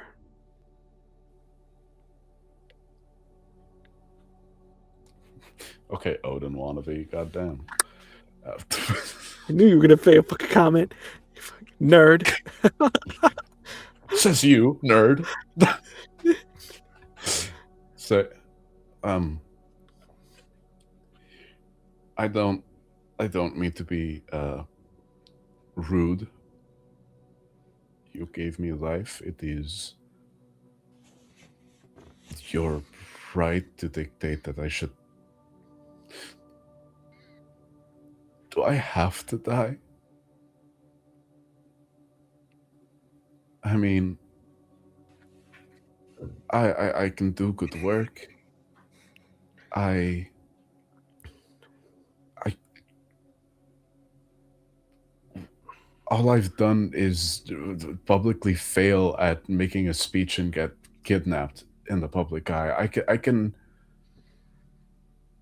can do more if I'm alive, I think, or would I be more noticed? Would I haven't In even written anything down for people to know. what I have seen, Anki, Would anything matter that I've done if I die? everything that anybody does matters. From a small thank you to lashing out at those you love. Actions are important to someone's story and other stories as well. To answer your question, there are certain paths you can take.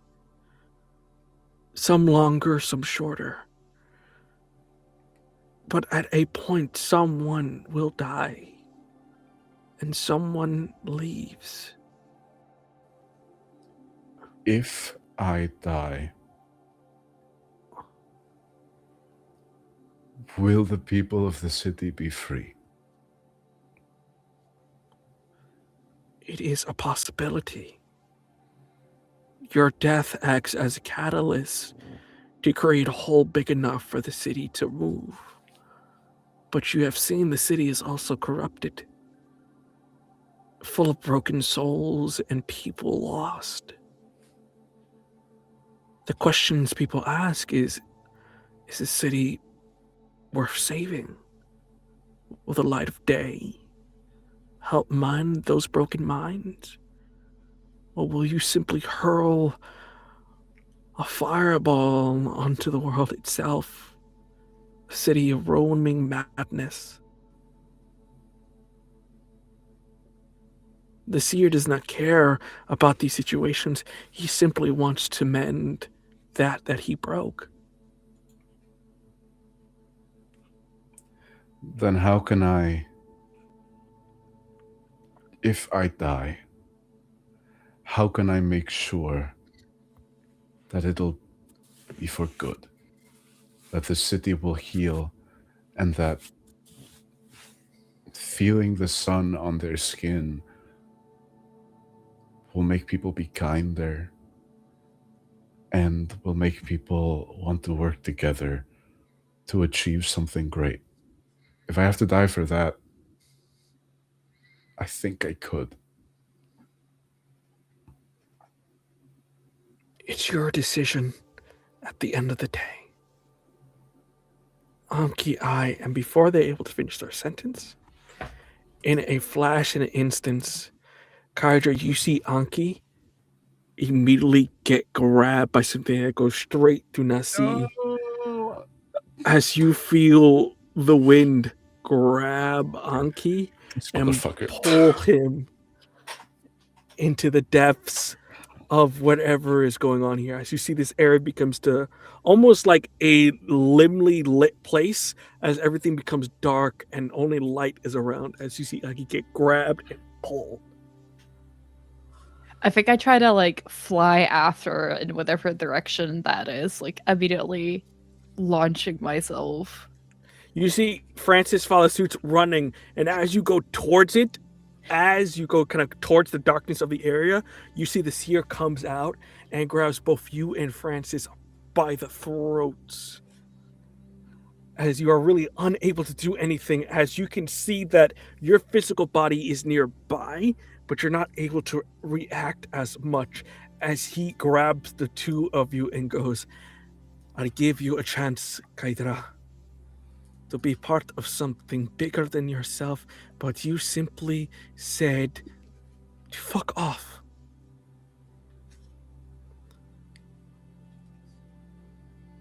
I will be the better person here. You'll never take him back.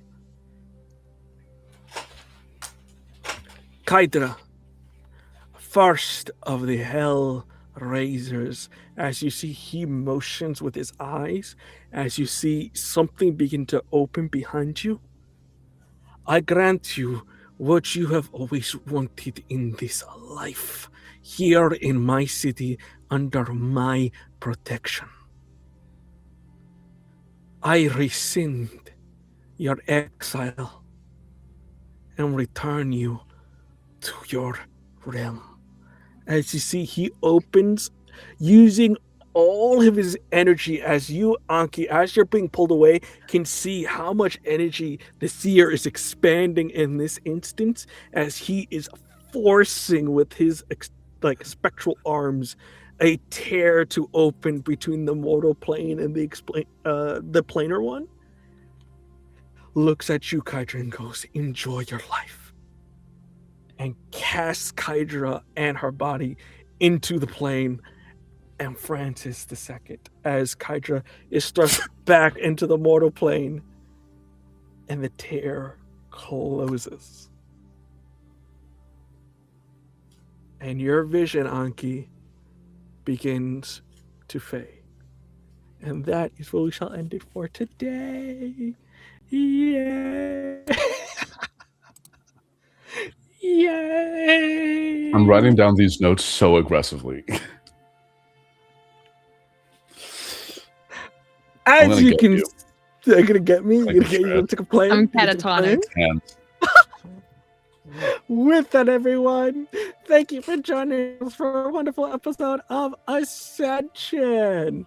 With that in mind, we're going to do plugs where our player brains are still functioning at this moment in reverse order. So with that, Apollo, who are you? Who did you play? And where can people find you on the interwebs?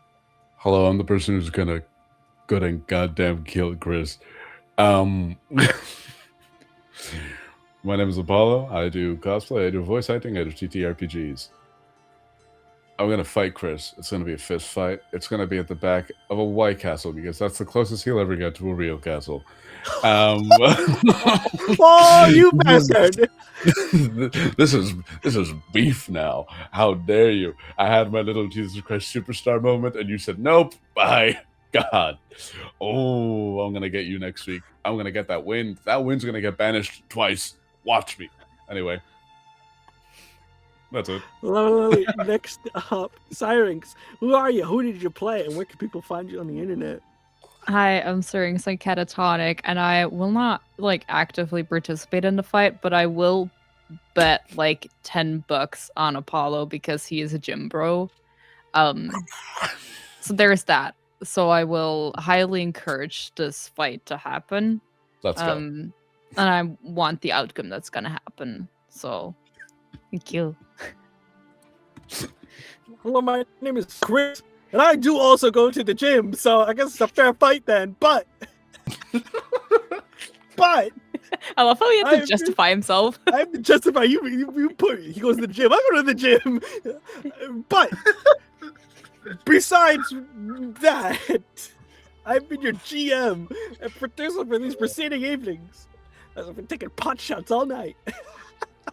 With that, We you can love find me you. on the interwebs at Rio Cologne, that's COLON. What we got going on, we're going to take a quick bit of a hiatus because there are life things happening, so I do have to take some time to do that and do everything. But we should be coming back within hopefully around March with not only the final 2 episodes of Ascension, but also of a brand new little 2-shot we're doing of Block 99, a little showcase of Blade 68 that is coming out. So we're going to be doing some shenanigery. So March is going to be a packed month for us.